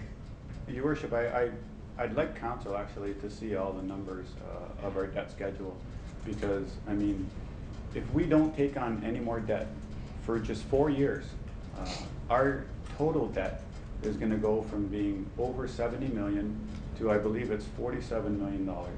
It's gonna drop by over a third in 4 years. To me, that's staggering. I mean, we're paying in our operating budget right now, I think we're paying $7.1 million to service our debt. It's gonna drop by more than $2.5 million, just in 4 years. So in 4 years' time, we're gonna have $2.5 million more dollars that we didn't have right now. Because right now, we have to simply take that money and set it aside. So I understand what staff is saying, you know, I mean, there's good interest rates, but I really don't believe that, you know, we want to take on any more debt. I think we want to have less debt and more flexibility so that we can do something with our money instead of paying interest on it. I still have some other points to make, but if anyone wants to speak on Well, debt. how about just on debt right now? Is anyone that want to speak on the debt issue? Okay, Councilor Maves? No, very briefly, I'm just looking at further down, we have a report on investments report. And what are we borrowing money at now, Mr. Harrison? What's that, 3%, 3.5%? Something like that, yes. 3.5%. And then I look in here, and I'm seeing where we had money in trust, and at one point we're making almost 6%. I'm just wondering, economically, it's not so bad to have a little bit of debt. You also have a little bit of cash too that's making you more money than your debt is costing you. Am I wrong? Well, the money that's in the trust account is the mostly the cemetery perpetual care funds, which we have to keep in that position. So it is earning higher than average rates in that. There is an advantage to having some cash. Our short-term cash, though, is only earning 1.4%. So certainly having money, our working capital funds, which that report addresses, is not earning the debt cost. One of the things, though, I just want to add to the discussion is that the debt is not alone the only metric you should be looking at. You're going to get a report sometime in the new year that talks about the asset management plan and what is required to spend to reinvest in the infrastructure. That's a significant money is over the next 20 years is going to be forecast. We're going to need to take all our tools of finance to be able to do that, because that's as equal as the outstanding debt that the corporation contains. And certainly, I am debt adverse as a treasurer, and certainly Councillor Pietrangelo and I have talked about this, and I certainly agree with that. Bringing down the debt is an important factor, but it's not the only factor that is important.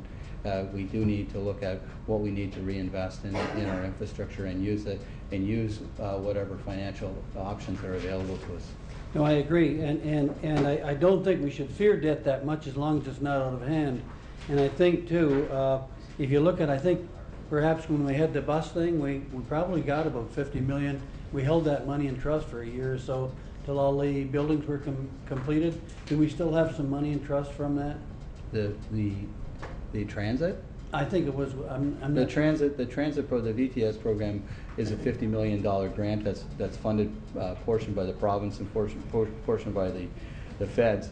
The portion that the province was upfront, whereas the money from the federal government is as we spend the money. So we do have some of that money set aside. Well, when we get those grants, we were able to put them in trust and make some funds on that. And this is where we can make that 5 or 6% money? Certainly. So as I say, perhaps there is a happy medium, maybe some debt and paying off some. And I think that's probably the happy medium, I would think. I'm sure that's in your plans. Yes, we'll be coming back with all the information that council is requesting tonight, and certainly we'll have a full discussion, disclosure on our debt and our investment strategy. Thank you. Any other discussion on the debt issue? Yes, Councillor Gates? Yeah, I just want to be clear on what Councillor Pierangelo is saying. He's saying that within 4 years, we'll go from, I believe, what are we at, 74 million today, down to 47 within 4 years. And that works out to $27 million that's not going to a bank in interest payments that we can reinvest into our community. Is that how I'm reading that? No, that's, sorry, Councillor, that's, the debt is going down from at the beginning of the year it was about $74.8 million. It's going to go down to slightly below $70 million. So you've paid off $5 million proportionate of principal. Again, that will continue. What the debt management strategy was doing was going out and borrowing money that would replace that debt, so that in effect, the outstanding debt on an annual basis at the end of the year was remaining in that 74% total. The debt that is being retired is at a higher interest rate. If you recall, interest rates 10 years ago, they were in a 7 to 8%. We're replacing it with 3% interest, which is historic lows. We haven't seen these lows since 1950. And that's what the essence it is. Yes, there is a reduction, which will create room in the operating budget to do other things, certainly, but that's not what I'm saying. I am saying that you're going to need to spend more than the savings in capital, because you can leverage the money on the interest payments because of the historic lows to spend more money on capital, which will have future savings on your operating budget. Can I quantify what the offset is? We'll do our best to give council the best opportunity to make a decision. Okay, just a question on that. What are we paying today in interest payments on the debt? Well, Councillor Ballpark. Pierangelo is correct. It's about $7.6 million roughly in the operating budget. That's debenture interest and debenture principal. It's a combination. You pay both options. Okay, thanks. Appreciate that. On the debt, is there any other councillors on the debt? Okay, Councillor Pierangelo, you still have the floor. Yeah, thanks, Your Worship. And I guess just in my closing argument, I know Mr. Harrison Is this a court mentioned, case? yeah, I know. I know Mr. Harrison mentioned the asset management plan. I guess I'll save most of my comments for when that comes out. I don't really know if I agree entirely with the concept of the asset management plan. I like the fact that we track all the assets that the city owns, but I don't necessarily know that I believe that every single thing you can give a lifespan and then say it's got to be replaced. I mean, I don't do that in my own house. I don't look at everything in my house and say that doorknob, it's got a 20-year lifespan and then it's got to go. You know, and basically the asset management plan identifies every asset that the city owns, says it's got a lifespan, and then it's got to be replaced. But I'll save that for a later date. Your Worship, I'll go on to the last part of the report I wanted to talk about. That's the economic development initiatives. Under section D, it says from the report, this new arrangement, talking about the OLG arrangement, provides the municipality with an incentive to invest in economic development activities that will grow and maintain revenues at the gaming sites. Increasing the revenues at the casinos will increase the city's revenue under the agreement. And Your Worship, I understand it. I mean, the better the casino does, the better we do. And it makes sense for us as a municipality to invest in activities that support the casino. And ultimately, the more money that the casino makes, the more money that the city of Niagara Falls is going to take in as well. I guess, Your Worship, I mean, I like the idea of the economic development that's being proposed. My thoughts or my hopes are that we can actually expand our economic development. I want to look, Your Worship, not necessarily just in tourism. My goal would be really to look at diversifying out of tourism. And I know, like, every time we have to fill out one of those questionnaires, you know, how are you going to diversify, how are you going to diversify? You know, sometimes it's difficult to come up with ways, I guess, to diversify your city. But I think right now we have an opportunity to do it because of these OLG funds. And in order to basically start to diversify, it takes money. And without these OLG funds, we'd have to rely on the tax base and take that money to use as an incubator. My hope really is that we can take some of the OLG funds, use it as an incubator, grow it into something, and then take a little bit more and then grow it into something. Your Worship, I'm not sure if anyone has really been following what's been happening south of the border in Buffalo. Governor Cuomo, probably about a year ago, he announced what he coined the Buffalo Billion, where he's investing $1 billion into Buffalo. He's not just simply investing money, though. What he's looking for is he's looking for partners in private industry. So about a month ago, I think he announced, just in Niagara Falls, New York, he's going to put up $40 million. He's looking for a developer to come in, matching funds, give me an idea of what your best attraction is, and I'm going to give you this money, and there's going to be a massive injection into Niagara Falls, New York. Just last week, he announced over in Buffalo, he's putting up $254 million. He has 2 large industries coming into town, bringing employment jobs with them. They're going to invest $1.5 billion. In total, it's going to be a $1.75 billion investment in Buffalo. $254 million coming from him. Your Worship, I know what you guys are saying. You're looking at me and you're saying, yeah, well, that's the states, Vic, and we don't operate like the states, because that's called bonusing, and we're not allowed to bonus. And all I have to say to that is an old adage that my dad used to say to me all the time, which is, where there's a will, there's a way. And I know that's south of the border, and I know Mr. Beeman's got his hand up. Hold it up there for a second until I'm done, okay?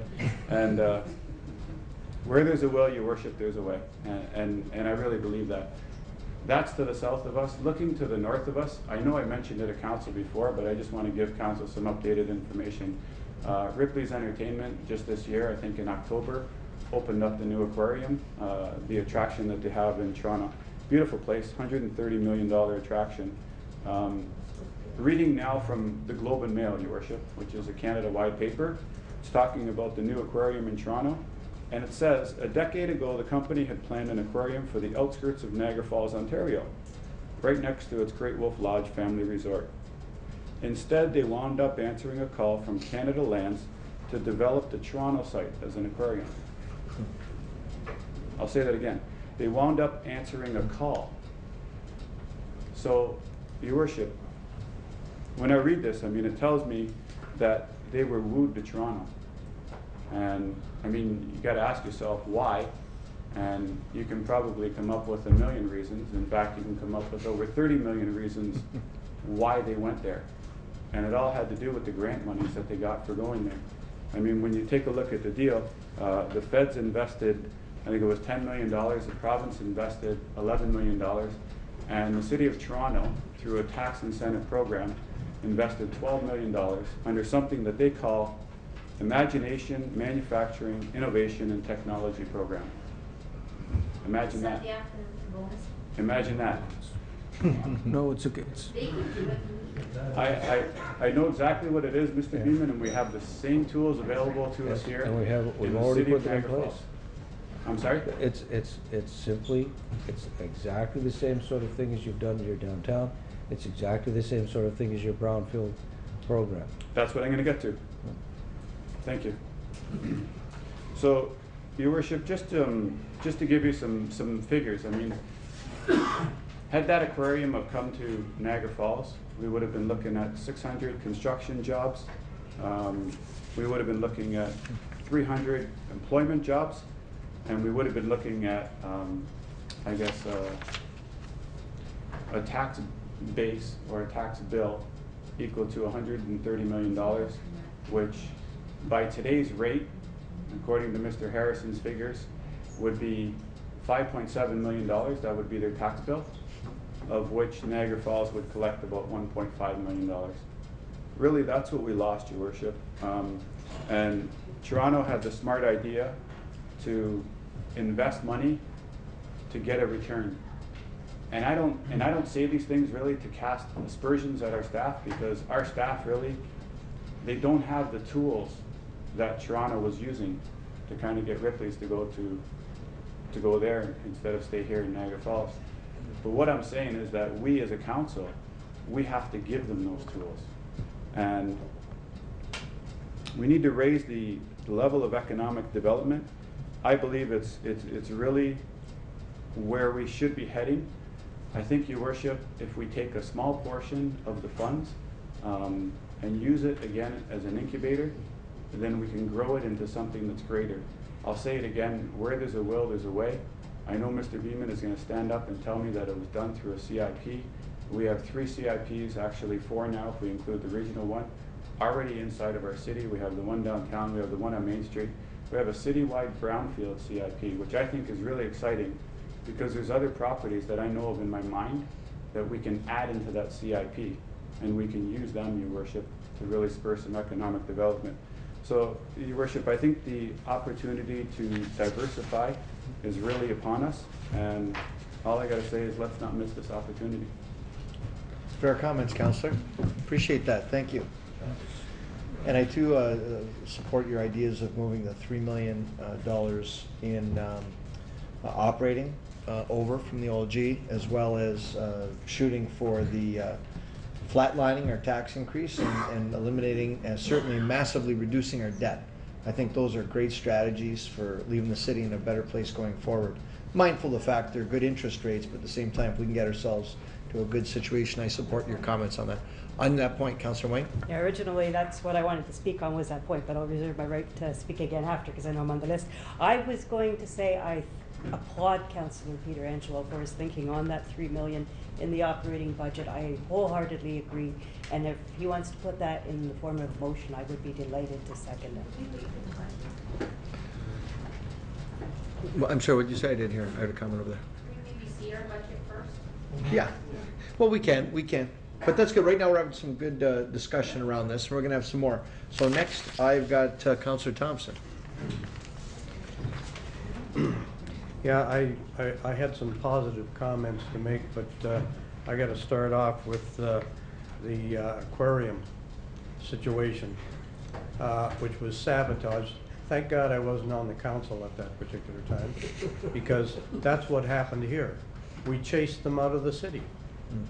The Patterson people were going to build here, and over a little park, they denied the opportunity for expansion and development, turned the Patterson people off, and chased them off to Toronto. My God, I can't believe it. Nobody remembers what happened with that? Well, we've got Patterson in the room right now, actually. Yeah. It's ironic. Great. Perfect timing was that. Mr. Parker showed up. Am I telling a lie? I think there's a bit more to it, Councillor. Yeah, well, there's a bit more to it, that's for sure. Anyway, congratulations to Toronto. They did a great job going on, and I hear there are lineups every day, which is extremely successful. For congratulations to the people for making that decision, and doesn't look very good on us at the time. Anyway, I congratulate the staff on giving this a great deal of thought, and I think this is a management situation and a balancing act. Every one of these things, you can put your hand up and say, isn't this wonderful? Well, tax relief, we should be able to make sure that our increase in taxes is zero or minimal. Certainly, we've made the decision with respect to the hospital, and that wasn't a very difficult decision.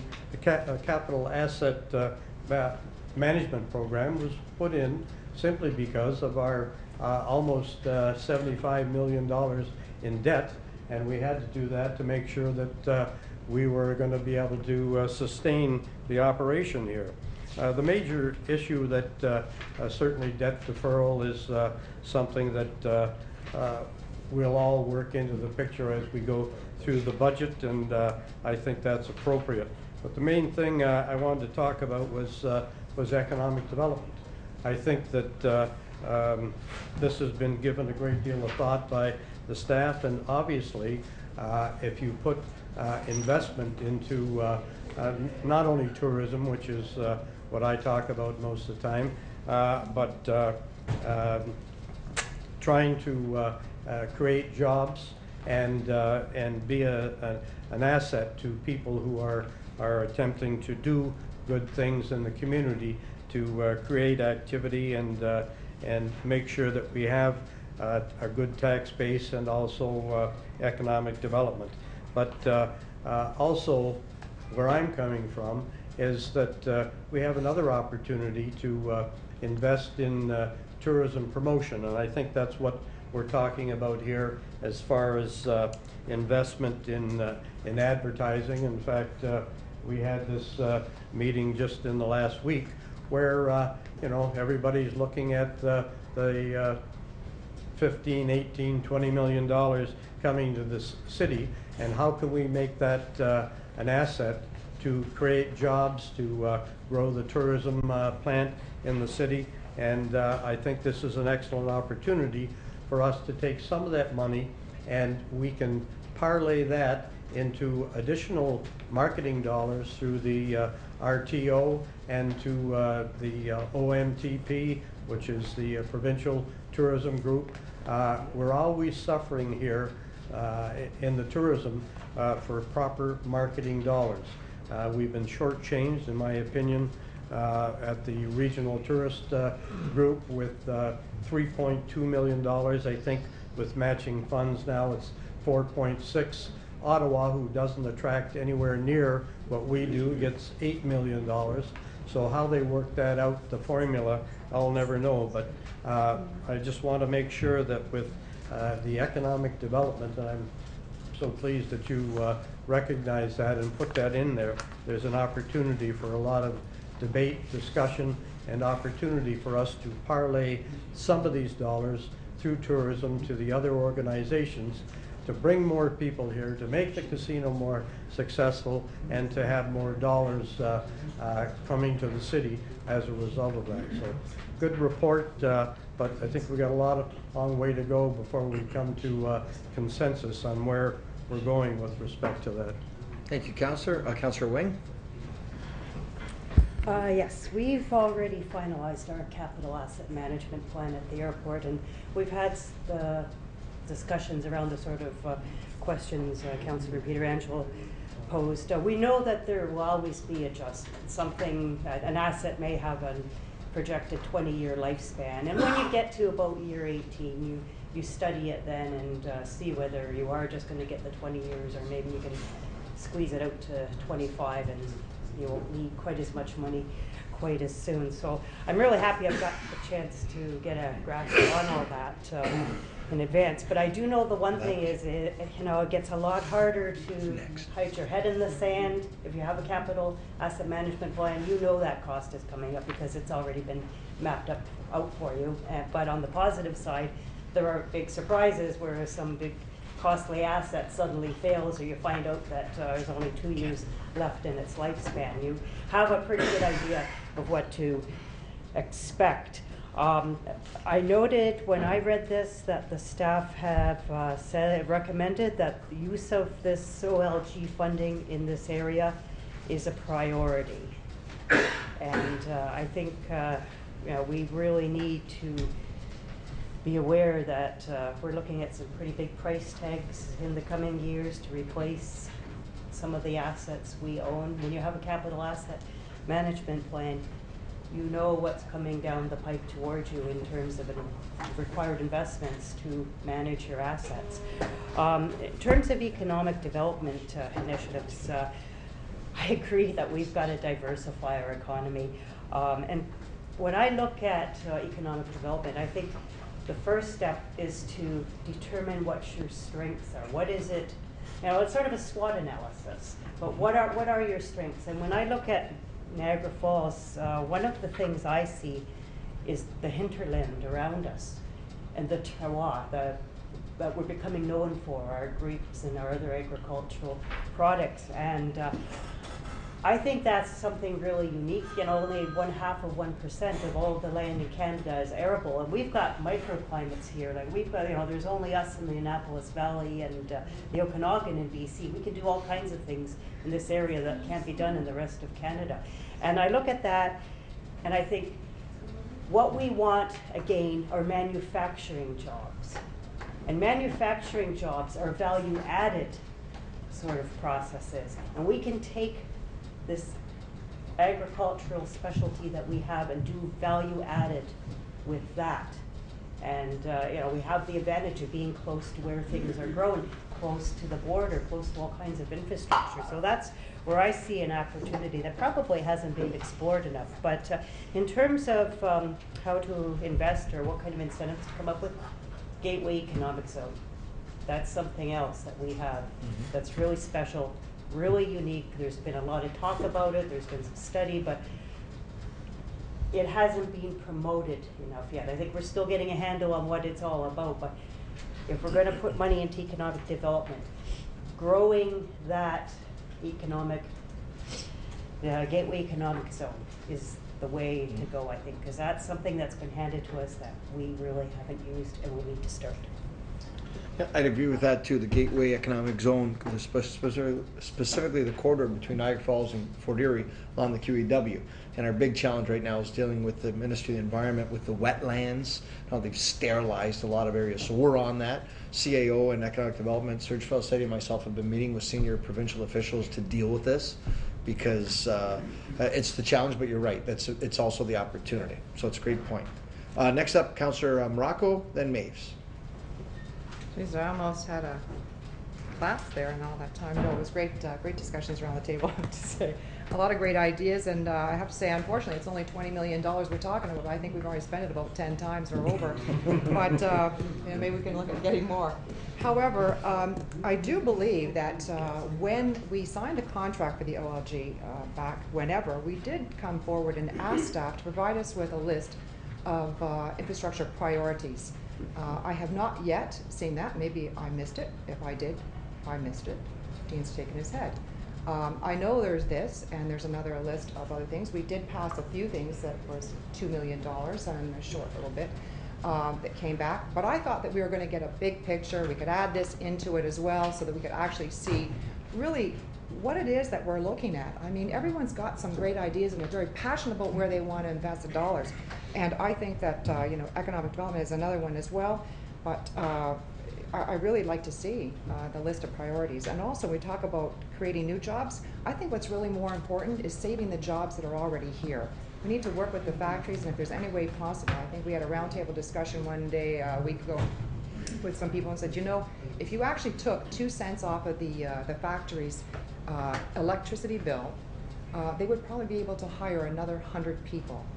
And I found that that was kind of interesting because we can't save electricity. We have to dump it over the states or whatever. So I'm not too sure, but I'm sure that will keep coming up. What's that? Oh, yeah. But you know, so I think it's just however it is, we'd like to save the jobs here that are already here, how we can work with them. But I'd definitely like to see a list, and if I've missed that, please add that in. And then I'm sure with everything that's gone around the table, we'll be adding that to the list as well for priority. Mr. CAO? Thank on you. that 20 million that we have. Thank you, Mr. Mayor. What you recall we did several meetings ago, Mr. Holman brought a consolidated list of projects, and what we did was approved a little over $2 million in engineering design. I think the total project cost of those projects was, I don't know, it was multi-millions of dollars, but the engineering part, the design part that we approved to go forward, a little over about $2.5 million. So that's the priorities. Once those projects are designed or engineered, we'll bring them back, and those will be the projects that'll form your priority. Okay. Because I remember we did see the $2 million, and wondered. And that was so the that was engine, for- that was the engineering design cost only. We Oh, and felt there's a big package to come later, there'll be a lot more, so that'll be another Yes. 20 million plus, and plus, and plus. Well, Just yeah, kidding. the total project costs were. We'll I don't see. know. So we'll combine that all with everything that's been actually presented around the table. Is that correct? Well, that'll be part of our capital budget that we're gonna deal with. Just for clarification, the 2.7 million, it was $2.7 million that was pre-approved. That's going to form the basis of a number of projects that will be considered in the capital project. That's just the roads and the water side. We still have facilities, we still have fire, we still have fleet vehicles, we have transit vehicles. There is a significant number of capital assets that need to be replaced. This is going to be forthcoming and continually. There's not going to be one list per se. There's going to be a capital budget that's going to identify a number of different projects across the entire corporation that we need to fund and finance. Being buses they have a replacement life, they need to be replaced. Fleet vehicles need to be replaced. This is what the asset management plan is going to provide. The second thing is that the reason for this isn't just because we want to feel good about asset management. It's actually on your balance sheet. When you look at your financial statements, a couple of years ago we've talked about this, the assets, the hard assets, are now on the balance sheet, whereas it never used to be. And so we have a responsibility to ensure that we're sustainable, financially sustainable in the long term. And that's why we need to provide adequate financing for the replacement of these assets. To touch to Councillor Morocco's point, the capital budget process will identify all of the priorities that are out there. The infusion of another $13 million approximately will help us catch up. Will it fix everything? No, but it's a welcome that we have it. Go ahead, Councillor. Your Worship, just that point. I actually thought that the 20 million from OLG was going to be separate, and there was going to be money, I guess, pulled from that fund alone. We still have our own operating budget, capital budget Right. that is separate. I thought that we were just going to look at what project we're going to do with the $20 million separate from. I didn't think we were going to just put into the melting pot. No, but we have to be careful here, because what you're talking about and what you have in your budget, you have about $4 million out of sewer, about $4 million out of water, and about $4 million capital contribution. What we talked about tonight was taking your $4 million capital contribution, withdrawing the $3 million out of your budget. That only leaves you with $1 million of capital contribution in your operating budget. Sewer and water is in our utilities budget. It's only going to leave you $1 million on a $100 million budget in addition to the OLG money. So we have to be careful here when we talk about separating, because by doing what we talked about earlier, which we're not disagreeing with, but in a sense, most of your capital dollars then will be coming from your OLG contribution. You'll only be left with about $1 million out of the operating budget. Okay, because the money that we spend from the OLG has to be accountable. Do we not have to, like, it's got specifics? Yes. Backing the OLG, so we have to make sure that they know where we're spending that 20 million? Yes, we had a meeting, as I said earlier, we had a meeting with them, with the OLG representatives this week. And what they are going to want is it's a report. They actually presented us with an outline of the report. And we'll have to identify, and Mr. Harrison will have to specifically identify the projects that we're engaged with and what the total cost of that was. And then what they are going to do is they're going to pick from that list and identify projects that they want to do their public relations routine on. But we'll have to give a full accountability for that. Ken, to there's the one, OLG. through Jim, to you. There's one more point too. A lot of the times the province comes to us with the 3P, so we have to have shovel-ready projects and cash. Is there going to be a little bit of a fund that we're going to set aside for some of those opportunities that may come along federally, if there's a shovel-ready 3P project? Are we also looking at that? Because I didn't hear that around the table yet. So, and I think that's huge important that, you know, so many times municipalities get caught because they can't participate in a program because they don't have the 1/3 to put into matching dollars. Well, really Council, what we've done is, if you heard Mr. Harrison, it was $2.7 million that we've now gone on to do engineering works. The key for us really is to have engineering-ready projects. So we needed to spend that $2.7 million to have projects there that when those 3 Ps come along. We will find the money, even if that money on leveraging 2/3 of the money, you have to go out and borrow the other third. The key is having those projects shovel-ready, engineered design, property acquisitions done, and being ready to then go and leverage that other 2/3 money. So that's what this $2.7 million Okay, is going to do. that's good to know. Thank you very much. Okay, yeah, Councilor Pietrangelo? Yeah, I mean, I just want to say something to Mr. Todd, I guess. I mean, you made it sound a little doom and gloom in terms of cutting that $3 million. I mean, our capital budget for 2013 was around $30 million. And I mean, there was a lot of other funding sources that we had other than just the operating budget. I mean, I'll list some of them for you if you like. Special purpose reserve, capital reserve, reserve fund, development charges, debentures, gas tax, provincial federal grants, external contributions, interest earned, and even other. So I don't want to make it seem like, you know, we're entirely reliant on that $4 million from the operating budget. No, but my point was to the councillor was that if we're going to extract that $3 million, you really only have another $1 million. So in differentiating between the cash that you have, I mean, a lot of those things you're talking about are reserves, for the most part. Cash on hand is the $1 million contribution in your OLG money.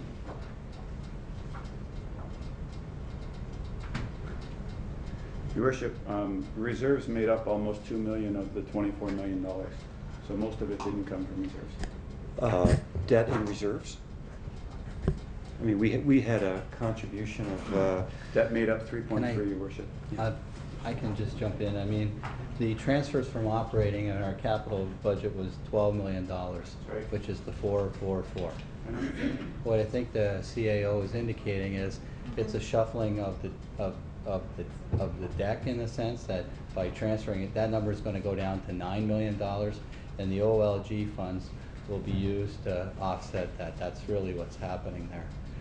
In effect, your capital program, if you were to take the amount, you're going to have more money to spend on capital projects. And so what's going to happen is the list of capital projects where we were limited to special purpose reserves or DC related funding or other third-party contributions or even debt, that's gonna be offset or be added to with the OLG money. So you'll be able to do, instead of doing 30 projects, we'll be able to do 35. And I think our reporting for the OLG is to identify the specific projects that we're going to do, that we're going to be using that money, just like we do every year with the capital budget, where the expenses and the source of the funding is clearly identified, and that's what's going to happen. And then we'll report to OLG, and if they so choose to participate in putting a sign up or something like the province has done in the past, that's what will happen. So this is a good news story because it'll allow us to accelerate our capital program, and all of the ideas are good. I think a good use, and we're going to take all the feedback and come back to you with a good budget and a good idea on how to use this money the best for the community. You good, Councillor? No, that's fine. Okay. I guess just to summarize, I mean, at the end of the day, even if we take out money for the police, even if we take out money for the hospital reinvestment, even if we take out money for the economic development, we're still going to be left with somewhere in between $13 and $14 million to invest in infrastructure. It's a lot good, more than we have been. We're in a very positive situation, no question about it. We're in an enviable position. Councillor Mapes, did you still have a comment? It's been so long, I don't know if you remember. Okay. Thank you very much. Excellent, thank you for that. Okay, well, we are just on, I'm sorry? Oh, yeah, I'm sorry, that's right. There's a motion for the recommendation. Council authorize staff to develop a capital reserve fund for the enhanced revenues generated by the OG. Moved by Councillor Carrigo, seconded by Councillor Maves. All those in favor? Sorry. Okay, that's approved unanimously. Thank you for that. And consent agenda, pardon me? Okay, what we're going to do is, before we get to that, because I know there was some discussion matters around the consent agenda, we do have some deputations. We do have some people waiting to be acknowledged and recognized. And I know first we have some jiu-jitsu champions out in the hallway. So we didn't want, yeah, we can bring them in now. We didn't want to bring them in too early in case they cause trouble in the chambers.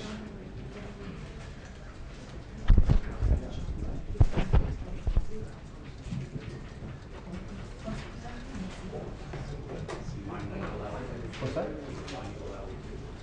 Sure, yeah. For the TV. Okay.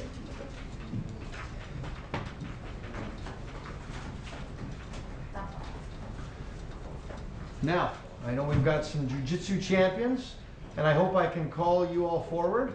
Hope you're all in a good mood. We don't want to have any problems here, otherwise we're going to get Councillor Gates after you. So if I could have, we got the information, yeah, thank you for that.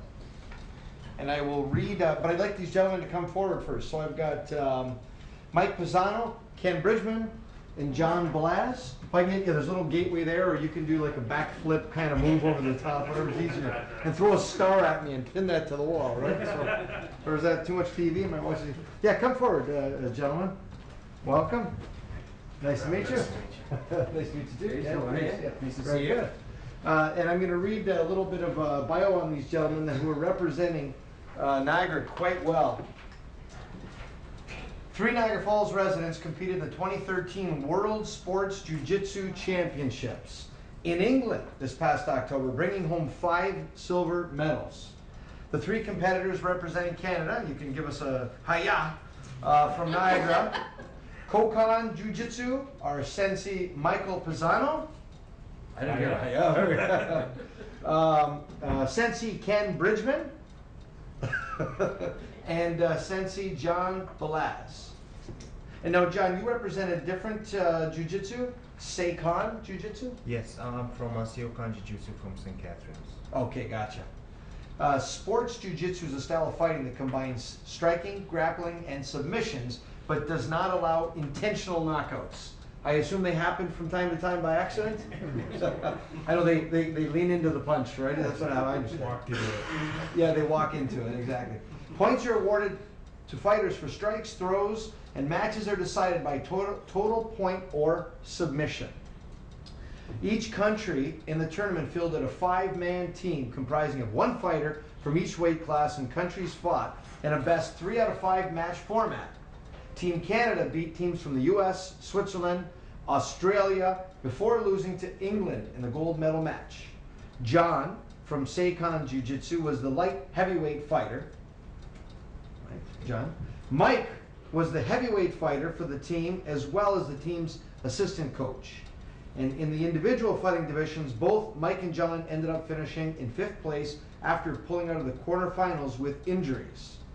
All 3 competitors won the silver medal for the demonstration division, and Sensei Mike and Sensei John won silver medals in the 5-person team division.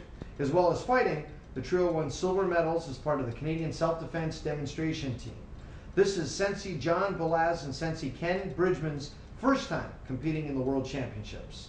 Sensei Mike Pisano is the chief instructor of Kokan Jiu-Jitsu. He's a 3-time world champion. This is the 8th World Championship medal that he's won throughout his competitive career, spanning the last 20 years. And on behalf of the City of Niagara Falls, we say thank you very much for representing us so well, and congratulations to your council.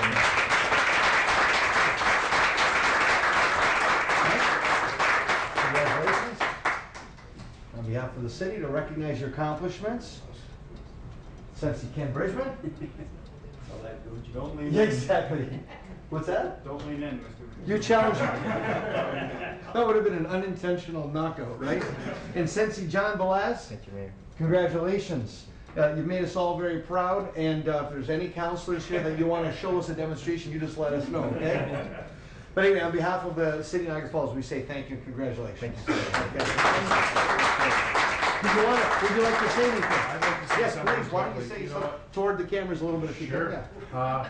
I've been competing for, as the mayor said, over 20 years, and over the years I've competed in the World Championships, and I've always been honored by the way the city has treated us, myself, anytime we've gone to compete.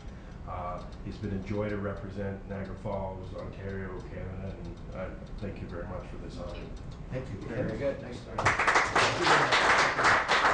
Any cameras? Do you have any cameras up there? Who's got the camera? I do. Joyce, okay, no, he's got the camera. Okay, well, Joyce will take it for us. Come on, fellas, we'll line up over here and we'll do a nice shot. Agree with us? Who's a resident photographer? You're sitting at the end of the desk. Is that okay? Get the lady. Go on the other side. Come on. Jim, have on the other What's side. that? Have them on the other Ken, side. come on this side. I'll kind of go in the middle of this. Good idea. Come on. You're perfect here? Okay. Sure, yeah, open them up, sure, if you like.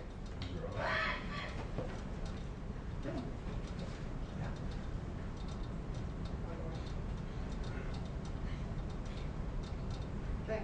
Yep, get One more. Oh, one more. Oh, we got one more. Excellent. All right, thanks, gentlemen. Appreciate it.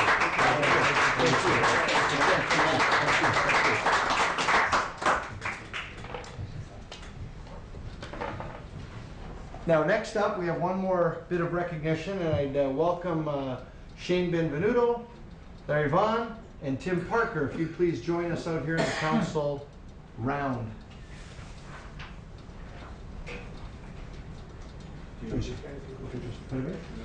I just met them at the bus shelter on the way here. Yeah. Hey, Shane, what are you doing? In the hallway. Yeah, and you want to get a little zoom in of Larry. He stepped into one of the punches in the hallway, and so that's what he's dealing with right now. Ladies and gentlemen, council, and our viewers at home, we were talking earlier today, and it's funny, the timing of this, without knowing the great announcements and activities that were going to happen yesterday at Queen's Park. And tonight, this council unanimously approving up to $22 million toward the new hospital. And I just want to tell a story. After Kevin Smith announced the preferred site in this hospital improvement plan to be at the corner of Lions Creek and the QEW, and the Grasso family stepping up and donating 30 acres of land right in the area prescribed by Dr. Smith, I reached out to these guys and just said, can you help us? We want to put up a sign. Would you help us put up a sign? And these guys, collectively, and this is what I want to really stress, that sign is not a sign, it's a billboard. It's a massive, beautiful, colorful billboard. And they had a lot of, I'm going to ask you just real quickly to explain, but these fellas stepped up for our community because they understood the importance of this sign. We didn't have to dip into the taxpayers' pockets to put up this billboard, but we still wanted to make a statement to the province that we're ready for better health care at a better price. And these three gentlemen, representing themselves and their respective companies, Walker Diggin, is that the right name? Yes. Ripley's and GAMS, three companies that operate locally, stepped up. Two of these members are also members of the executive at the Chamber of Commerce, active in the tourism business, active in a lot of ways. And in addition to all the other activities that they have, they stepped up to build that beautiful billboard. So maybe we could show a sign of appreciation and thanks for that beautiful sign. So, what I'm going to do, I present them with their certificates, ask them to say just a couple words about the experience, and maybe we'll do a picture as well. So Larry Vaughn from GAMS. Larry, Order of St. George, congratulations. Congratulations. Can you hold that okay? Okay. Shane Benvenuti, congratulations, Shane, for you as well. And Tim Parker, my buddy from 10 Man in a Tent as well. So we'll just leave it at that. We'll take a picture. Yeah, exactly. That's what you said in the text. How close are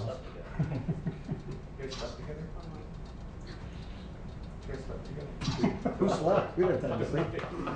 So fellas, maybe for our viewers at home, for council, for the gallery, if you could maybe just a little bit of the experience, how it came together. That thing is just beautiful. Well, I think it's really funny because Jim, as a politician, you're great. He called me and asked me how much it would cost. That was the initial sign to say he wanted it for free. And we were at a dinner together, actually, and I just said, hey, Shane, you want to be part of something great? And he said, yeah. And so did Larry. I didn't tell him what it was, and then all of a sudden I told him what it was. And Larry said, I'll drop the poles off tomorrow, I'll drop the plywood off tomorrow. And I said, no, wait a minute, we got to build it. So it was a little bit more than just, getting it out there and have someone else building it. And these guys, actually, they came up huge. I mean, I was up there too, but these guys really did all the hard work. And we're really happy to see that that we started something here that hopefully you guys can continue on, because at the end of the day, we're more than happy to go back up there and change the sign to say open and soon. So it was a good experience, and we broke a few trucks and did a few things, but anyways, it was a lot of fun. How was your fellas? You want to add to that? Shay? No, it was great. I mean, Tim approached us, and you know, I think we both thought it was a fantastic idea. Shows our you know, support for the city and for South Niagara. It's a great. It's going to be a great project when it finally kicks off. Something there. I think that the hospital coming to South Niagara, I'm very excited sitting on the foundation to hear these new announcements, the money that has been committed to tonight. I mean, it's awesome. It's well needed. We need something here. We have 12 million visitors come a year, and we need a state-of-the-art facility, and we finally have it. It's on the horizon. And like Tim said, I'd be more than happy to go up and put a opening soon sign on. Awesome. Well, gentlemen, as a result of your efforts, we've had a planning grant announced by the province yesterday. We had a vote in Queens Park, you know, led by Tim Hudak, who was sitting here actually last week. All the efforts of all the people converging now. We've got an incredible opportunity, and we just want to say these fellas stepped out their own dime on their own time and made it a reality. And we give them a great big thank you, appreciation.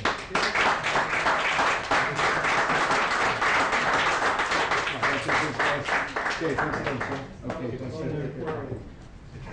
oh, hey, fellas, we sorry, I almost forgot. We also got you brand new product. I forgot. We've got. It's called Ice Syrup. It's a new product that's just been introduced. It was just brought to our office yesterday. It's ice wine, but they take the alcohol out. Oh, you want it? Okay, I'll just put it back over here. Yeah. So anyway, so it's a brand new product on your waffles, on your ice cream, on your pancakes, or straight up. Enjoy it. Okay. Thanks very much. Yes.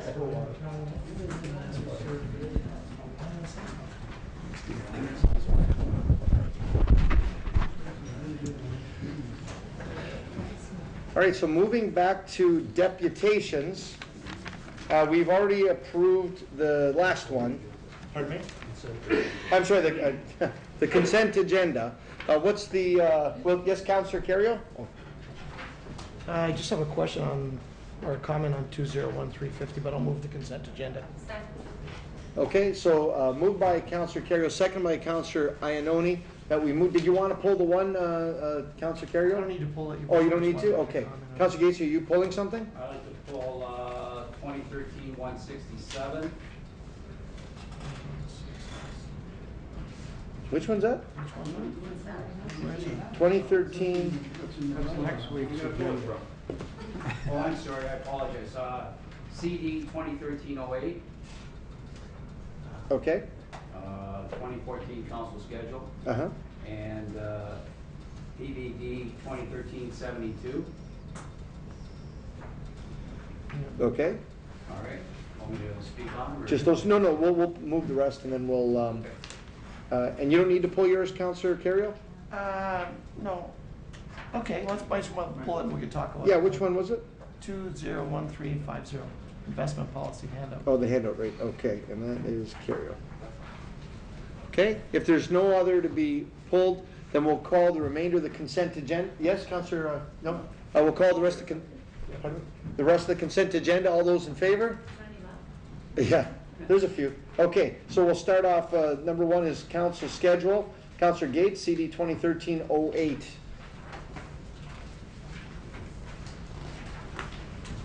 Yeah, Mayor Diodati, I just got a question on knowing full well that there is an election next year, but I was wondering why we wouldn't have a council meeting on October 14th.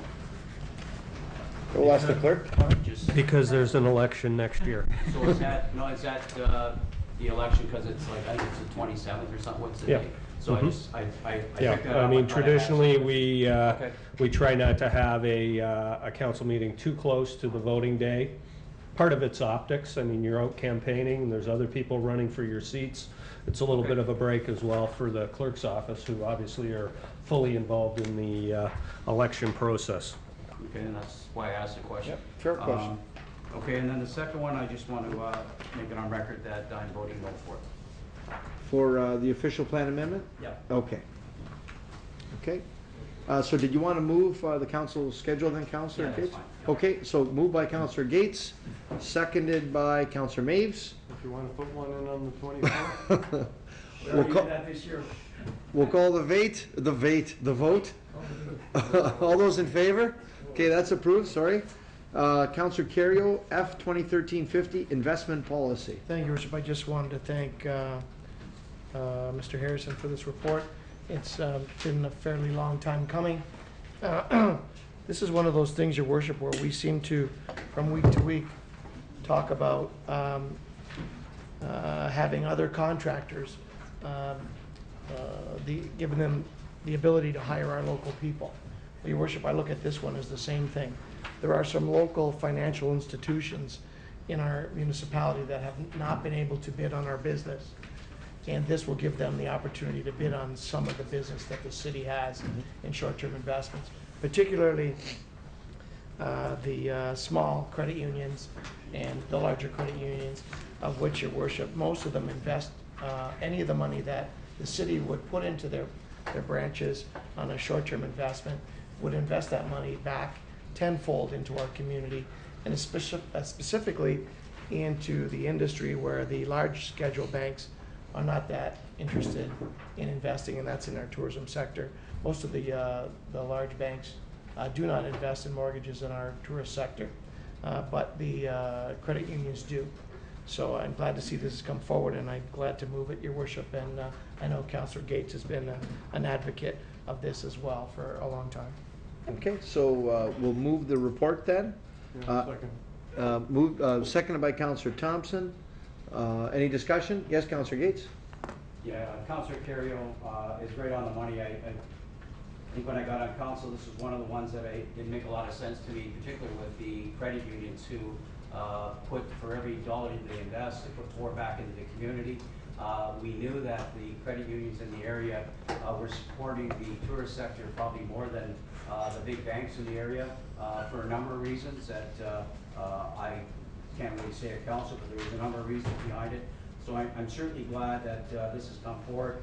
My only question here is it talks about short-term, and I'm wondering why we wouldn't include long-term. Can you just give me an explanation? Thank you. Well, at the present time, the longer term money is invested at Scotia Asset, as we indicated. We will be taking a process of bringing that back and liquidating it and bringing it back to the portfolio for investment for the expression of interest. The companies that qualify will be able to bid on. It'll be a process, but this will start the ball rolling in that regard. And we look forward to the opportunity to seeking the highest returns and the best bang for our buck. And we're an advocate of competition, so we believe that we'll be able to meet these requirements and also get something better for the city. Thank you. Okay, Councillor Carrio. Councillor Gates reminded me of something, Your Worship. This is not to give anyone and give them the business. They still have to bid on the business. So this just opens it up so that other people can compete and bid for our business, Your Worship. Yeah, and I would certainly want to reiterate that fact. I mean, the process is going to be a competitive one, and it'll be open to the institutions that require it. It's just going to be opening up to the investment. And I do want to mention to both all of council, I apologize for this becoming, because I did promise that we come earlier, much earlier in the year. It's unfortunate we've had some staff turnover, but now we're ready to go with this, and we'll be moving forward with it. I appreciate it. Okay, so we'll call the vote on the investment policy F 2013-50. All those in favor? Okay, and that's approved, yeah, unanimously.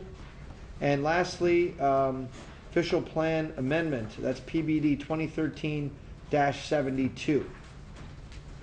Okay, so I'll need a mover. I know you'll be opposed to that one, Councillor Gates. We're looking for, okay, moved by Councillor Carrio. Looking for a seconder. Seconded by Councillor Thompson. Any discussion to that? We'll call the vote. All those in favor?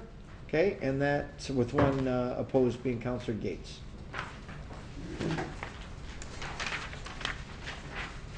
Oh, look at that. It's a favorite part of the meeting. Just before I start my remarks, we did get some remarks from the GNGH Foundation. Some great news. CAT scan. As you remember reading in the media, there was a major problem. Our CAT scan was not working.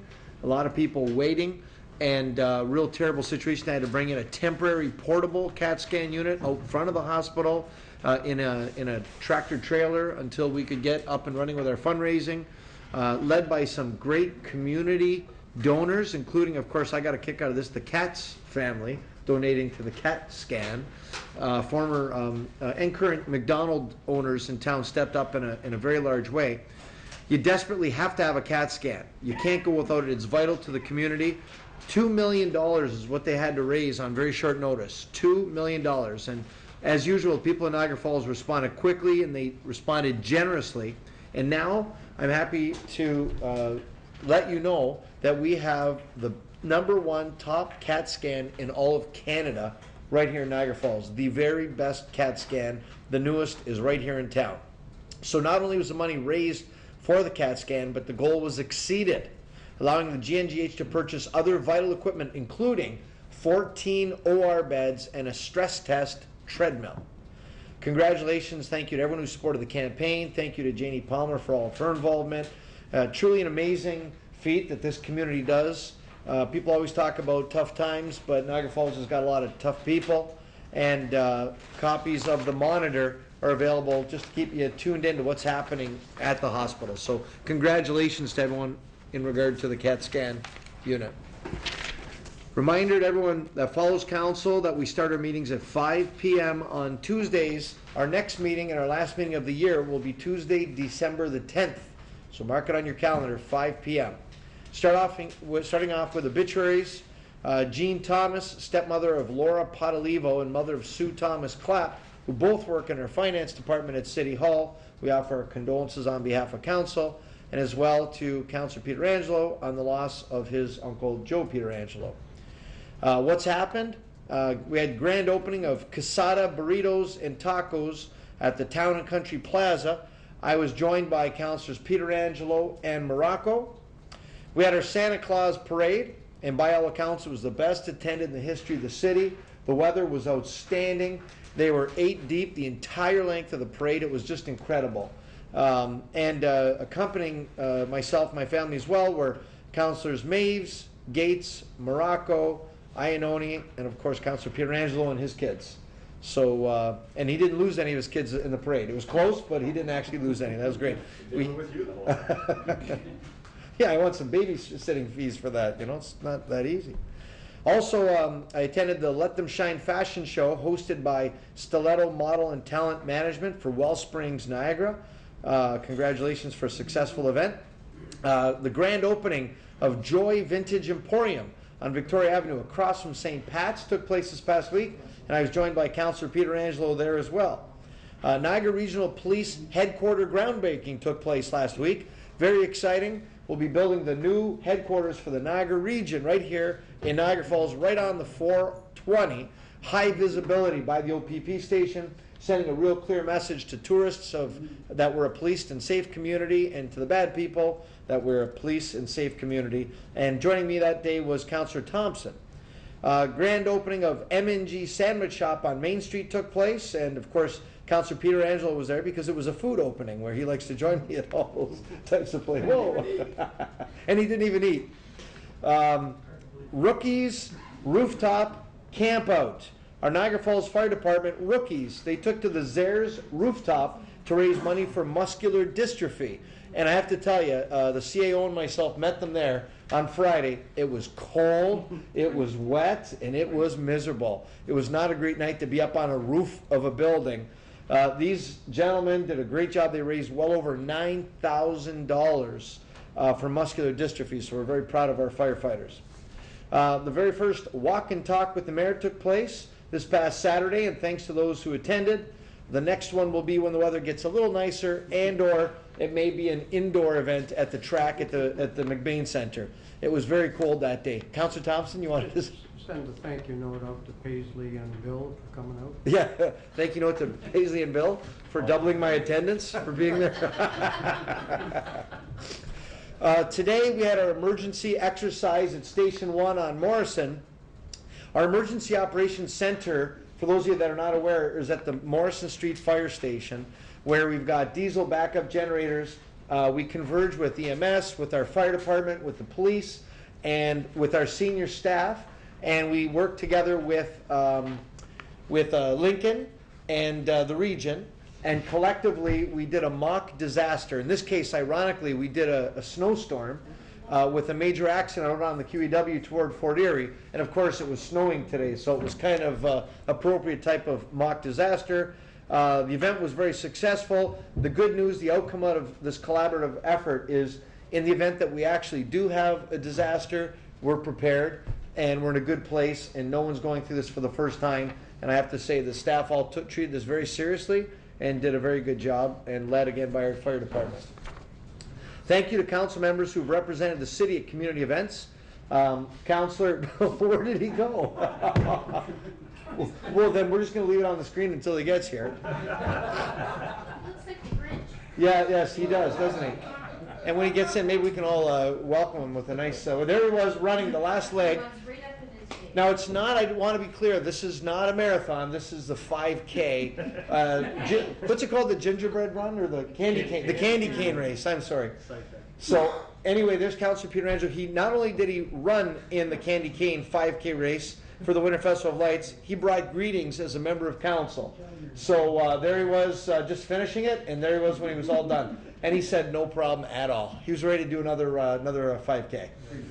So we're going to leave that on the screen for it until he comes back in. I'd like to thank Councilor Iannone for representing council at National Child Day book reading for Early Years Niagara, and to Councilor Gates for representing the city at the Santa Claus Parade art competition, because he's very artistic and that's what he likes to do. What's going on right now? The Winter Festival of Lights is now on until January the 31st, and they open up the TD Rink at the Brink December the 1st. And also to remember that regular fireworks displays take place throughout the winter, and you just have to go to the website, wfol.com, to know when the fireworks are taking place. Coming up events, Angels Everywhere takes place, the annual event, Thursday, November 28th at Christ Church on Zimmerman Avenue at 7 p.m. Great way to get into the Christmas spirit. The grand opening of Christina's Colors Facial Spa at 6249 St. John Street, facing Portage. That's kind of across from Camiso's. Opens this Saturday, November the 30th at 1 p.m. Grand opening of Inspire Health Niagara at 6100 Thoroldstone Road across from Camiso's takes place at 3 p.m. this Saturday, November the 30th as well. Niagara Concerts, folks, this is one of the best deals in town. Both the Lindisfarne's performance at the Seneca Theater, outstanding. Shirley Valentine just wrapped up, and Councilor Iannone was there, and I'm told, outstanding performance. They've got 2 more shows. People encourage, you want to buy someone a Christmas present? You buy them the last 2 shows to Lindisfarne Productions, and you will not be disappointed. It is top-notch, top caliber. You can get it for as low as $15 per show, and you get great seating. It only holds 300s. The other thing is Niagara Concerts. The other thing, you want to buy someone a gift, you don't have to worry about the sweater that doesn't fit or the colors that don't go. Buy them tickets to Niagara Concerts. The whole series for 5 shows is $100. They've already had the first show, so it's $80 for the last 4 shows. Niagara Concerts has their next show this Saturday, November the 30th at 7:30 p.m. at the Scotia Center with the Montreal and California Guitar Trios. If you want information, go to niagaraconcerts.ca. I'm at every show, and I know Councilor Gates is at most of them as well. Well worth the investment, and the talent is outstanding. You'd have to agree with that, Councilor Gates? Absolutely. Absolutely. Heartland Forest has their family Christmas tree decorating party this Sunday, December the 1st at 1 p.m. Grand opening of the Home Instead Senior Care takes place Wednesday, December the 4th on Thoroldstone Road at 1 p.m. And lastly, the 13th annual Christmas by the Falls Arts and Crafts hosted by the Rotary Sunrise takes place next Saturday, December the 7th and 8th at the Scotiabank Convention Center, which is much better because it's indoors instead of the way it used to be outdoors. That concludes my announcements. Councillor Maves. Your worship, yeah, I just want to wish the Ann Meyer Junior football team best wishes for tomorrow. They're playing for the big title up at St. Michael's Stadium. They played last week, and the football game they were behind 14-0 at the half. They came back with 26 seconds left, tied it up, went into overtime, and they beat Burlington Assumption, and now they're in the finals against Pickering. And I'm hoping it'll be a little warmer. Last week it was 22 degrees Fahrenheit and very, very cold for a lot of people there. But anyway, the team came through, and they're a super bunch of kids. Just want to wish them all the best. Absolutely, yes. And you know, Councillor Maves, boy, we'd be awfully proud if they were to win this. This would be the equivalent of winning OFSA. I don't believe a team in Niagara Falls has ever won, if they were to win, in Toronto, All-Ontario, which is a huge feat, not just for the players, but for the coaching staff. Ann Meyer's got some outstanding coaching right now, and a lot of boys that have gone up through the Rescovich farm teams, leading to this point now, and we got a real serious chance at making our mark in Toronto. So thanks for bringing that up, Councillor Maves. Hopefully we'll have them back in chambers here to celebrate. Councillor Morocco. Yes, Your Worship. Just a couple things. Under obituary, I'd just like to send our condolences to the family of Claire Duffy. Claire Duffy actually worked years ago with, and for years, at the Winterfest of Lights as a volunteer coordinator. And most recently, she worked with WARM, which is the Women's Addiction Recovery Mediation in Fort Erie, and also they're located in Niagara Falls. So she worked with a number of groups throughout the region, and she'll be very greatly missed. Also, I want to just let you know that I went to an event called The Little Black Dress at Heartland Forest. Dan Bowman put on a fundraiser there. And sorry that it wasn't open to men, but there's 240 women. And I have to say, he's got a great little facility out there, and they did a great night. So I just want to say congratulations to Dan for fundraising. They've got a great venue out there. Well, thanks very much for that. Oh, there he is. Congratulations, Councillor Congratulations. We just wanted to thank you. You left right when we were doing the acknowledgement. This is your buddy. Wow, yeah, that's great. Thanks, Your Worship. We wanted to thank him. Not only did he bring greetings, he ran in the race too. I heard he did penny loafers. Is that true? Yeah, you know what, Your Worship? I'll come now. I had a goal that I wanted to reach. My goal was 145, and then there was a colleague of mine at St. Michael who was running the half marathon as well. He's a little bit younger than I am, actually quite a lot younger, and he kind of gave me a little challenge. So I tried my hardest during the race, and you can tell by the look on the picture, I guess. Do you have my medal? Your medal? No, did you wear that hat the whole way? No, I took it off while I was running. I wore it when I crossed the finish line. That was great. Hey, congratulations, Councillor Peter Angelo. And then when he was done that, then he walked the whole parade route and handed out tattoos to everybody. So great job, Councillor, and thank you. Moving on to communications and comments of the city clerk. First item is the Fernwood residents. Okay, recommendation refer to budget. Moved by Councillor Carrier, seconded by Councillor Maves. Any discussion to that? Seeing none, all those in favor? Okay, thank you for that. And item 2, United Way, FCM requesting approval of a resolution calling on the federal government to enact a national long-term plan for housing. Moved by Councillor Iononi, seconded. Do we have a seconder for that? Councillor Morocco. Any discussion to that? Okay, well, what's that? Councillor Gates? Yeah, this is one that's kind of near and dear to my heart, as I've been campaign chair with United Way. But I don't think it's getting out there in Canada just what's going on with housing in this country. And I looked up some things. I think it's important to say them. The most urgent financial issue facing Canadians today is the high cost of housing. High home prices and record levels of household debt are pricing a growing number of Canadians out of home ownership. What's at stake? This comes from the Bank of Canada. It's calling for an imbalance in the housing market that the #1 domestic risk facing the economy. And this is something that should jump out at all of us in probably one of the richest countries in the world. 300,000 Canadians are homeless every year. So when you see what's going on, what is FMC and the Big City Mayor Caucus calling for? FCM and the Big City Mayor Caucus are calling for all orders of government to work together on a long-term plan that will set the course of action and relieve the Canadian housing. A long-term plan, and then it lists a number of plans. The other thing that people don't realize that with affordable housing, it actually creates jobs. It's reinvesting back in your communities. Each dollar spent on housing equals a $1.40 increase in the gross domestic product, GDP. For renovations and new housing construction, an expenditure of $1 million on housing generates roughly 3 full-time jobs and 10 additional indirect jobs. And here's the thing, housing starts remain consistently below this year's leading up to 2008 recession. It was creating an estimated gap of 50,000 jobs in the construction sector. So when you talk about affordable housing and building homes, it's creating jobs, it's helping our GDP.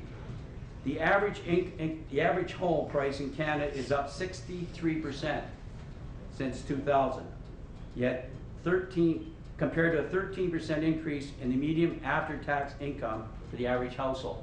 So as you see, housing prices are going through the roof. Obviously, we're not getting paid enough to afford housing. There's a number of stats here, and I'll get to the local one in a second. 1 in 4 Canadians pay 30% of their income for shelter, more than they can afford. 1 in 3 people, and that's actually surprised me when I took a look at the report, 1 in 3 people rent in Canada. 42% of young Canadians 20 to 29, this is something that a few of us around this table may know, live with their parents in 2011 compared to 26% in 1981. So obviously, because they can't afford to buy their first home, they're staying longer with their parents. So it's creating a crisis. And what the crisis is happening and where it's happening is exactly what this motion, hopefully between the United Way and FCM, hits. $1.7 billion in federal affordable housing operation agreements is set to expire. We can't let that happen because we're already falling behind. If they cut the funding, who knows where we're going to be. And this is across Canada. These numbers go right across Canada. So I thought I'd take a look at, well, maybe we're different in Niagara. And what I found is we're no different. Affordable housing, a total of 5,740 households, 10,641 individuals are on affordable housing waiting lists. You know the sad part about this? 2,049 of these households, 1/5 of the total, are seniors, our parents and our grandparents. This is what's going on right here in Niagara. Since 2003, the wait list in Niagara has increased by 43%. So it's going right across the country. And you take a look at the shelters. It's mostly women and single moms that are using our shelters in Niagara. The stays in the shelters in 2009 were 6 to 7 days. Today, they're now staying in those same shelters for 12 days because they got nowhere to go. Nowhere to go. And the last part I'll talk about is on the food banks. Because we've had this discussion a lot around this council table the 3 years that I've been here. In Ontario, between 2008 and 2009, food bank usage has increased 31.4%. Think about that, 31.4%. The majority of the users, obviously, are renters. A part that also sticks out, often people have to decide on whether to pay the rent or buy food. And this is a part that I think we should all have a concern with, because we're all parents. Approximately 1/3 of the population using food banks in Ontario are children. And that's a legacy of the poverty. We're not talking about other communities. Although this is the stats that's going right across the country, from coast to coast to coast. This is right here in Niagara. And we have to do everything we can, certainly support this recommendation, and get it out there that we need a long-term housing plan for Canada, for Niagara, so that our kids and our grandkids won't go to bed hungry at night. and will have a place to live and obviously have a place to stay. So I just thought I'd talk on that because it's certainly hitting home for sure, I think to all of us. So thanks very much. So I assume you're going to support the recommendation? Yeah. Do we call a vote? No, yeah. Okay. Yes. Okay, so do we, I can't remember, was there a motion? There was a motion. Okay, there's a motion, okay. We're gonna call the vote. All those in favor? Okay, and that's unanimous. Thank you for that. Next up, additional items for council's consideration. Mr. Clerk, are there any additional items? No additional items, but I should clarify one thing on the consent agenda. The treasurer's write-off report is approved with the amendment related to 5244 Ontario Avenue, just so that's clear on the record. There were correspondence that went back and forth, so I just wanted that noted. Okay. In-camera matters, Mr. Clerk?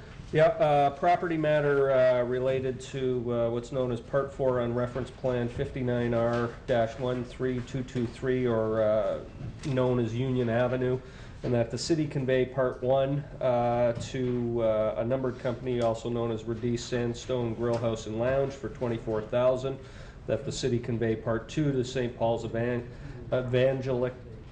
Lutheran Church for $24,000, that the city convey easements in perpetuity to both of those parties as well as outlined in the report, that the easements be conveyed prior to the conveyances of the other two parts to the parties, and that the city prepare the documents required to undertake those conveyances.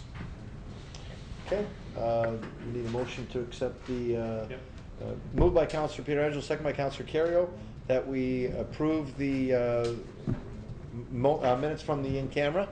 We'll call the vote. All those in favor? Okay, and that is unanimous.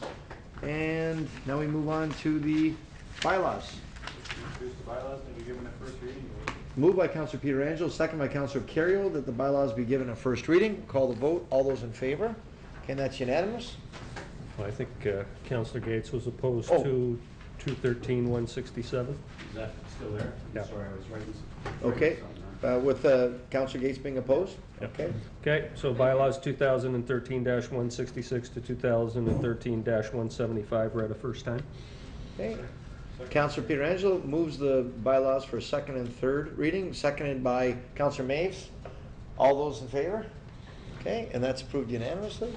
Bylaws 2013-166 to 2013-175 read a second and third time and passed. Okay, we're under new business. Councillor Wing, Councillor Thompson, Councillor Morocco. Thank you. I think you were anticipating this one. A local citizen, Rick Gozen, saw an article in the Niagara Falls Review about Project Lifesaver and got involved. This is something that Welland introduced recently. Theirs is patterned after the Windsor model, and apparently this is something that's in place throughout North America, if not beyond.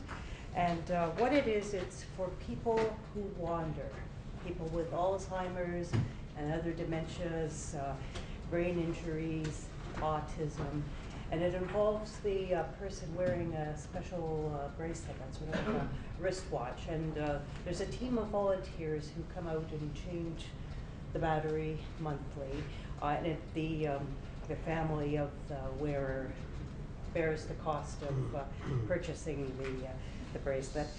And how this involves the cities, apparently it works city by city. The Niagara Regional Police are already on board with the Welland initiative, and a base unit has been purchased for that city.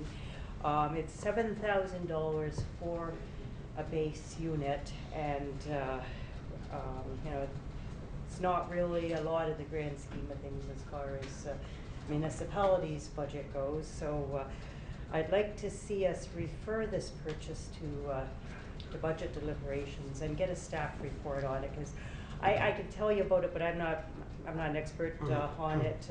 I do know that there are people who travel here who are wearing the bracelet, are part of the program, and you know, you can come from Oklahoma or Texas, and if you're a part of this program and you have the bracelet and you get lost here in Niagara Falls, if we have the base unit, then all it takes is a call to the police, and out they come with it and locate the person. So this is, you know, one added bonus for our tourism industry that we can offer this. So I'd like to really thank Rick Rosen for becoming the driving force behind this initiative. You know, it's really an act of good citizenship for him to step up and get this rolling here in Niagara Falls. And I don't know if you want to say something. You're involved as well in trying to support him. Yeah.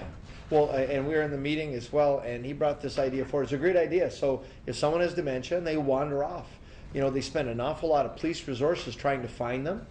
And God forbid something happens and they find them in a not a good situation, like in the canal, or they make some bad decisions. And this program will help them instantly locate. So right now, Welland has it, only Welland. So we're looking at the idea of maybe there being a regional system where anybody in the region, we all contribute. It's actually very inexpensive. I don't recall the exact amount in Welland, but it's a very small amount. And the idea maybe that it could be administered through the police even potentially, but the beauty is we're looking at a region-wide idea. So anyone with dementia gets lost, we can or some children with some issues, special needs children. You never have to worry where your kids are or where your parents are. You can track them down and know that they're in a safe place. So yeah, so we're referring this to staff for a report. Moved by Councillor Wing, seconded by Councillor Iannoni. All those in favor? Okay, and that's easily passed. Next, Councillor Thompson. Yes, thank you. I have just a couple of questions, and maybe you can refer them for a report or for an update. The one is something that's been plaguing me by phone calls. The problem with respect to the assessment of these derelict houses. The last time we talked about it, you said you had a meeting with the chairman of the head of Impact. Yep. And is there any update on that with respect to what we can do about it? I don't know if Mr. Barnsley has an answer to that. I was dealing with Mr. Hurlovich. The idea that was suggested was declaring the area in the falls, you say around the Doubletree, those derelict old homes, a CIP area is what was suggested. And then through that, we'd be able to, and again, don't hold me to the technicalities of it. Maybe Mr. Beeman's got some updates. There's a simple way of doing it than that. There's a what? There's a simple way of doing it than that, Mr. Tom, through you to Councillor Thompson, and we'll try to get that to Maybe we you. could just have a report back. Yes. Yeah. I don't think we need a motion for that. We've been working on this one. Yeah. Okay. The other one is the railroad situation. We haven't had any meetings of relocation. Last time we talked about it, you suggested that you had a contact that you had met with the railroad, and there may be some dialogue and discussion with that. I can give you something of an update on that one. The CAO and myself, we met with one of the VPs in charge of Ontario, who ironically is from Niagara. His mother still lives down here. So that was a great thing, a great homecoming, and we had a really, really excellent dialogue. But specific to railroad relocation, I'm going to let the CAO explain his answer. So you deliver the news. Well, through you, Mr. Mayor, what we're trying to do is, after our conversation with the individual, and he was explaining some of the complexities and all, we thought we'd try to get him back down and be able to explain that to the full committee. And I believe through the mayor's office, we were just trying to get him back down again. I think based on his schedule, because he's the individual that's even in charge with some of the larger derailments and stuff across the country, and his availability is probably not until the new year. But we want to get him back down to address the whole committee. Was there anything positive in his comments about the warnings, opportunities? Well, there was different things that we talked about.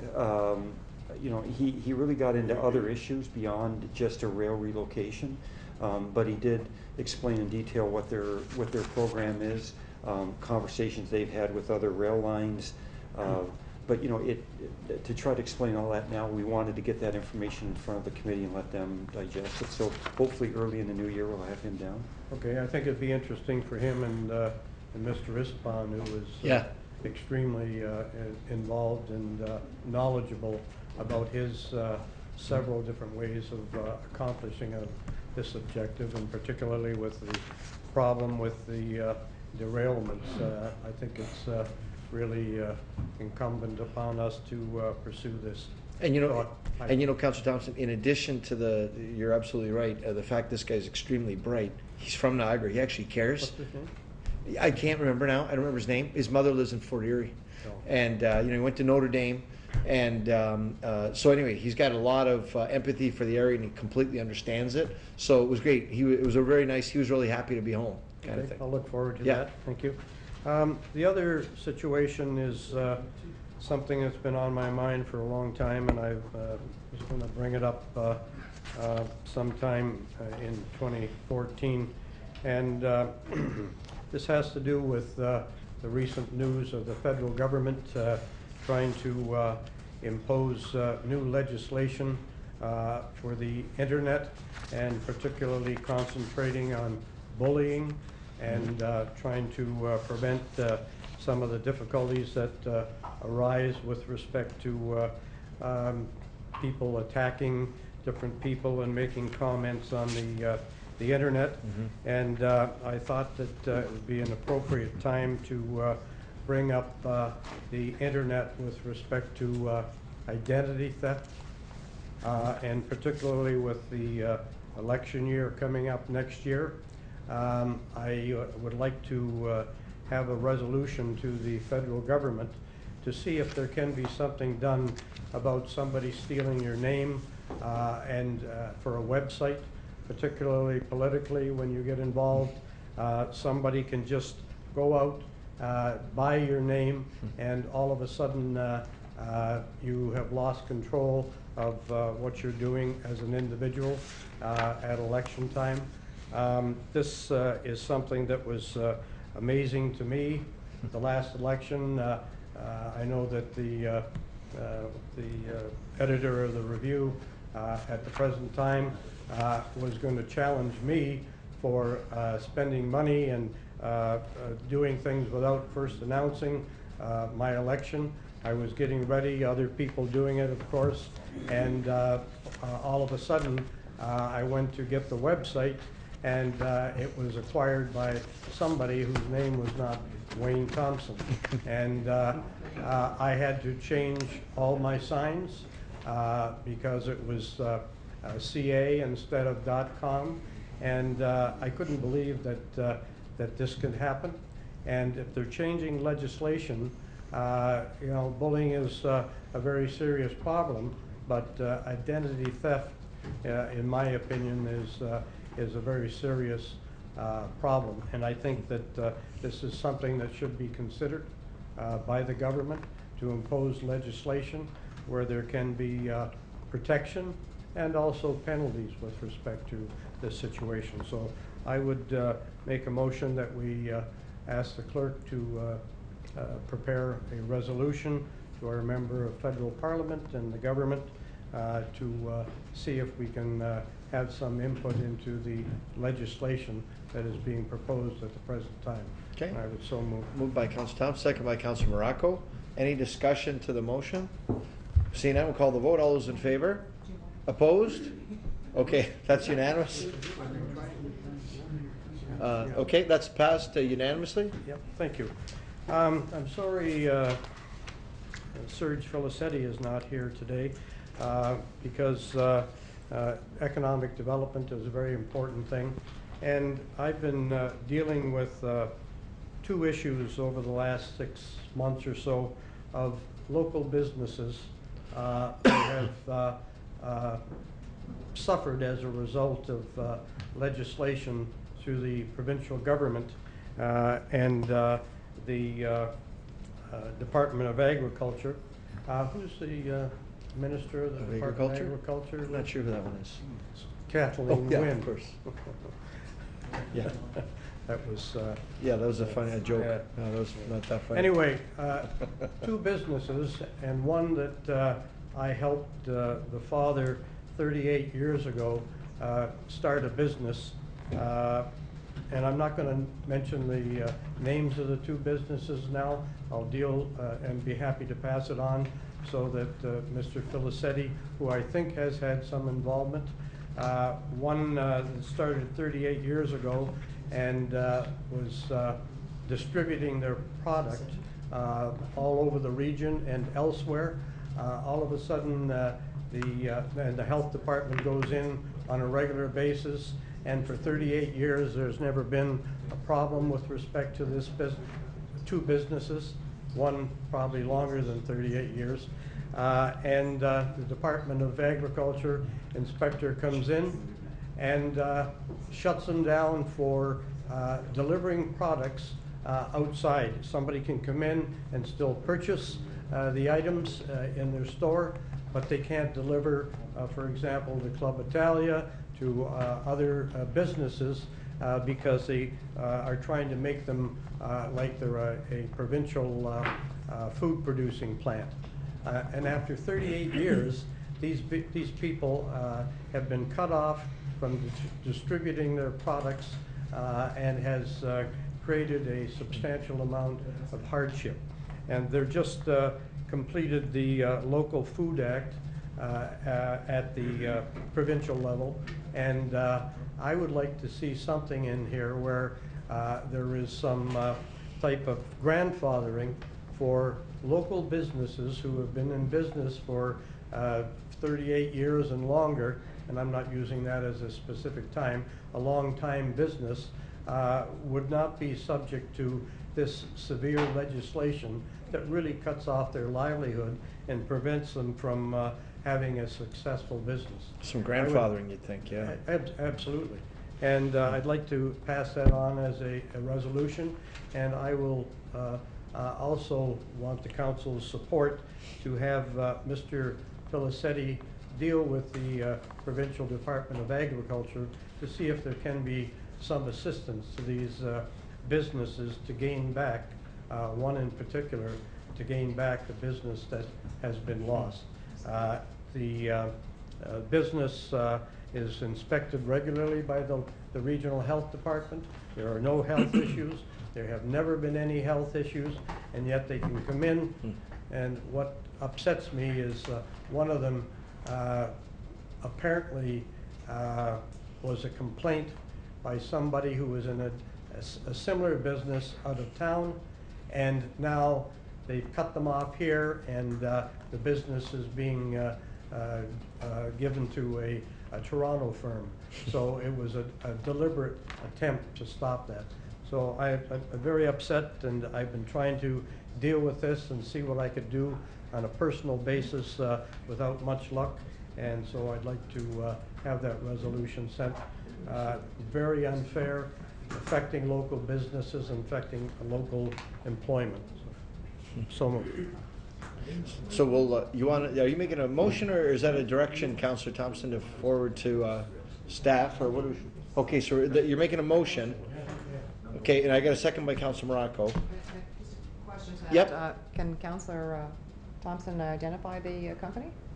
I'll tell her in a minute, but I don't want to publicly say that because I don't want them to be subjected to any additional scrutiny or abuse as a result of mentioning the name.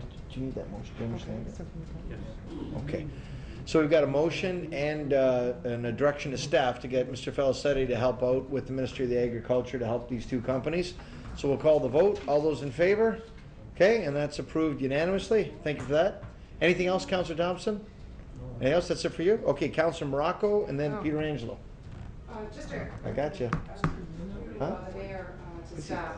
The road out on Keller Road in front of Hartland Forest, as you're coming, I guess, the Chippewa Creek. Yep, so going south, like that way? Yeah, if you're not coming down the other Brown Road, but anyway, yep. That stretch out in front there, it's horrible. As I was attending the event, I thought I lost a few tires along the way. It is just the worst I've ever seen. I know that there's some construction going on, but is there any way that we can actually put some gravel or dirt down there? I mean, I think I asked this question, and I think it's brought it to your attention too, Councilor. Sorry.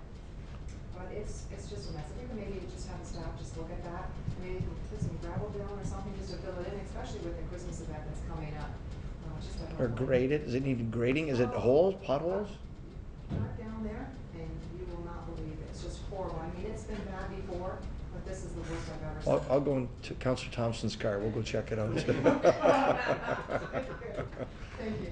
So we got that? Okay, so Mr. Holman's gonna, you take that as a direction? Yeah. Direction is great, thank you. Okay, so he'll do that. Councillor Gates, you got a motion? Yeah, actually, I wanted to talk about two issues. I better turn this on, bring this over. One, I've raised this before, but on Gardner Road, the CN tracks, they're, I don't know if it's gonna cause a train to go over, but there's a bump there. I drive it every day. I've had a number of complaints from the residents that live right there. Is there a way we can kind of find out from CN if they'll fix that particular area? The bump is bad to Council Morocco's. I think somebody's going to lose a tire there or a front end. So if somebody could look into that or at least give CN I know they're not that cooperative in that stuff, but maybe at least If we try can to just put some check, pressure. just on that point, I thought did we not address that already? You did a great job on Morrison. Actually, Councillor, we had asked CN to deal with that one this year, and they had it on their schedule. They changed their schedule halfway through the year and ended up fixing the crossing on Morrison Street.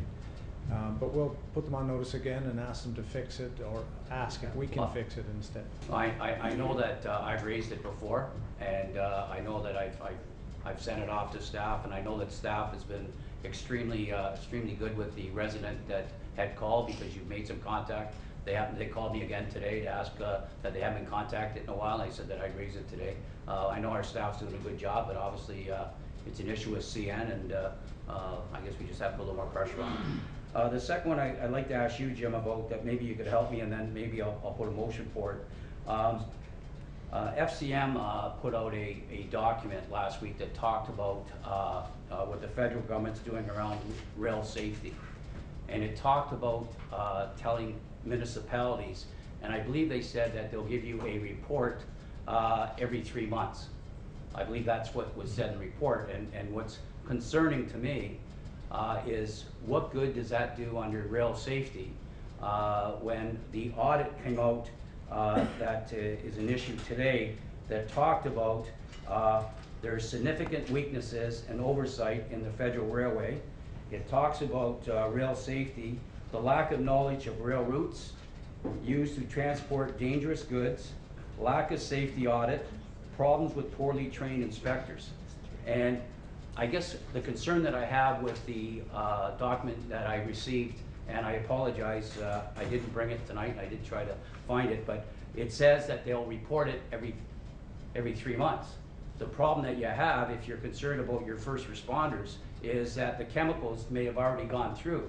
I believe, and particularly in light of the audit that's shown that they really don't know what they're doing around public safety, that maybe they should be telling the municipalities before they come through the community, not after. It doesn't make any sense. I mean, they could put something through here that maybe highly, could blow up, and next thing you know, we don't know anything about it. I think they got an obligation around rail safety, and with the audit that come out today that they really don't know what they're doing, I think we should send a motion, which I'd appreciate the support of the council, that we tell, that CN tell communities when dangerous chemicals are being transferred through their cities, not after. The safety of the communities, the emergency responders should be of the utmost importance to CN Rail.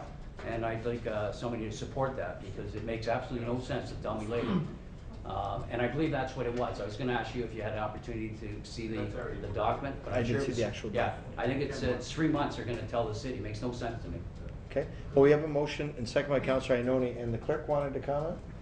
Well, I think what the FCM communication is actually supporting the federal legislation which outlines that. So, the legislation from the feds, I don't know if it's been passed yet, but it's going forward, so.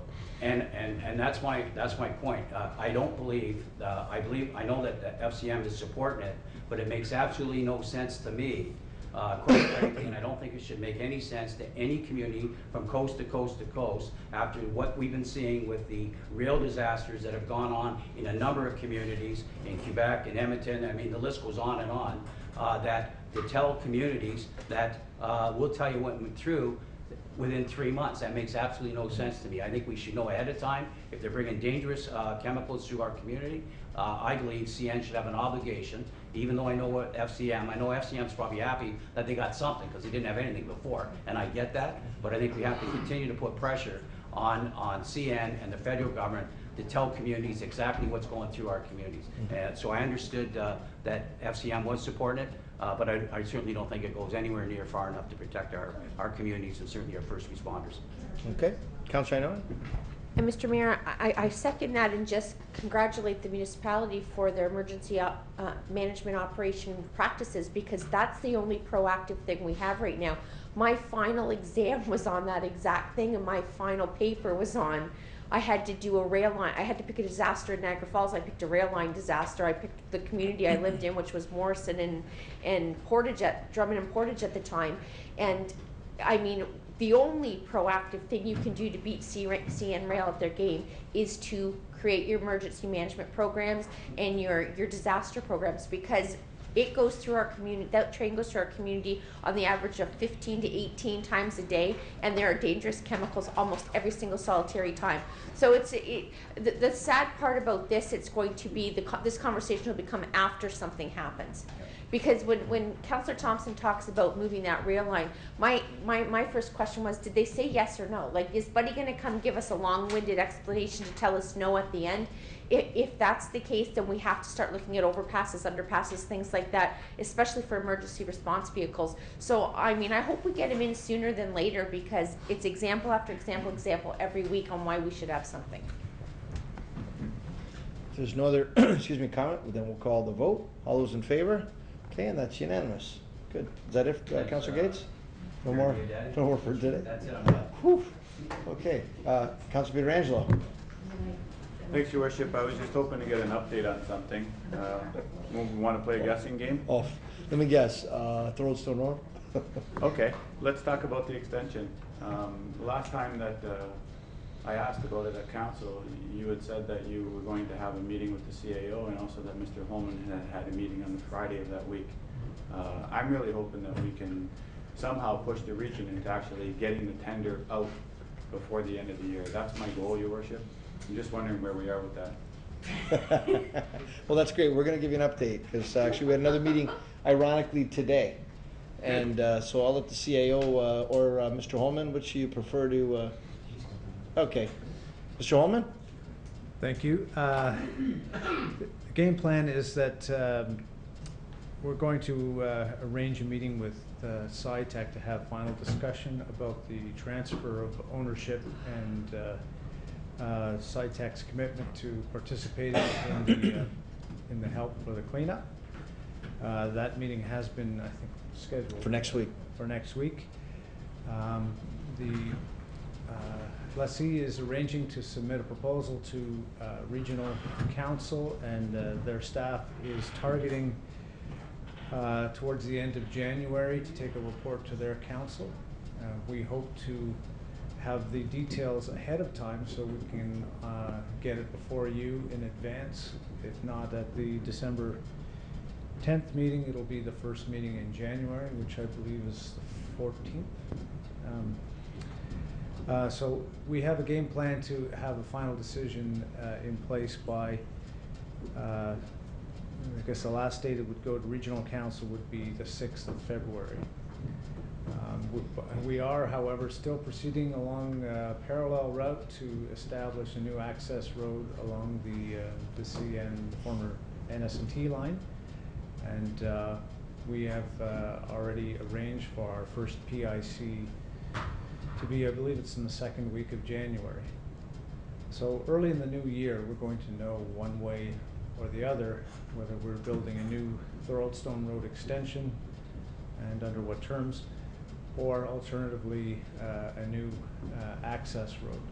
And the intention is to move ahead with construction in 2014, the details of which we'll provide you in our capital budget deliberations. Okay, thank you. So the goal is that we're going to have this thing in before the next hockey season commences. That's the plan. I'll remember that. Yep. That's what we told them Yep. 4 years ago. No, that's It's been a long and winding road to get this road put in, but there's many moving parts to it, and especially the environmental factor, it makes it not as easy as any other road. But the nice thing is there are a lot of moving parts, but they're coming together finally. And staff have done an outstanding job. They've had a lot of meetings with all the partners. It's not been easy, but we're just about there, finally. Good question. We're taking bets. No other new business? Councillor Maves? I'm seconding, Okay, moved by Councillor Iononi, second by Councillor Maves. All those in favor for adjournment? All right, thank you very much. And for those of you that have not yet confirmed our Christmas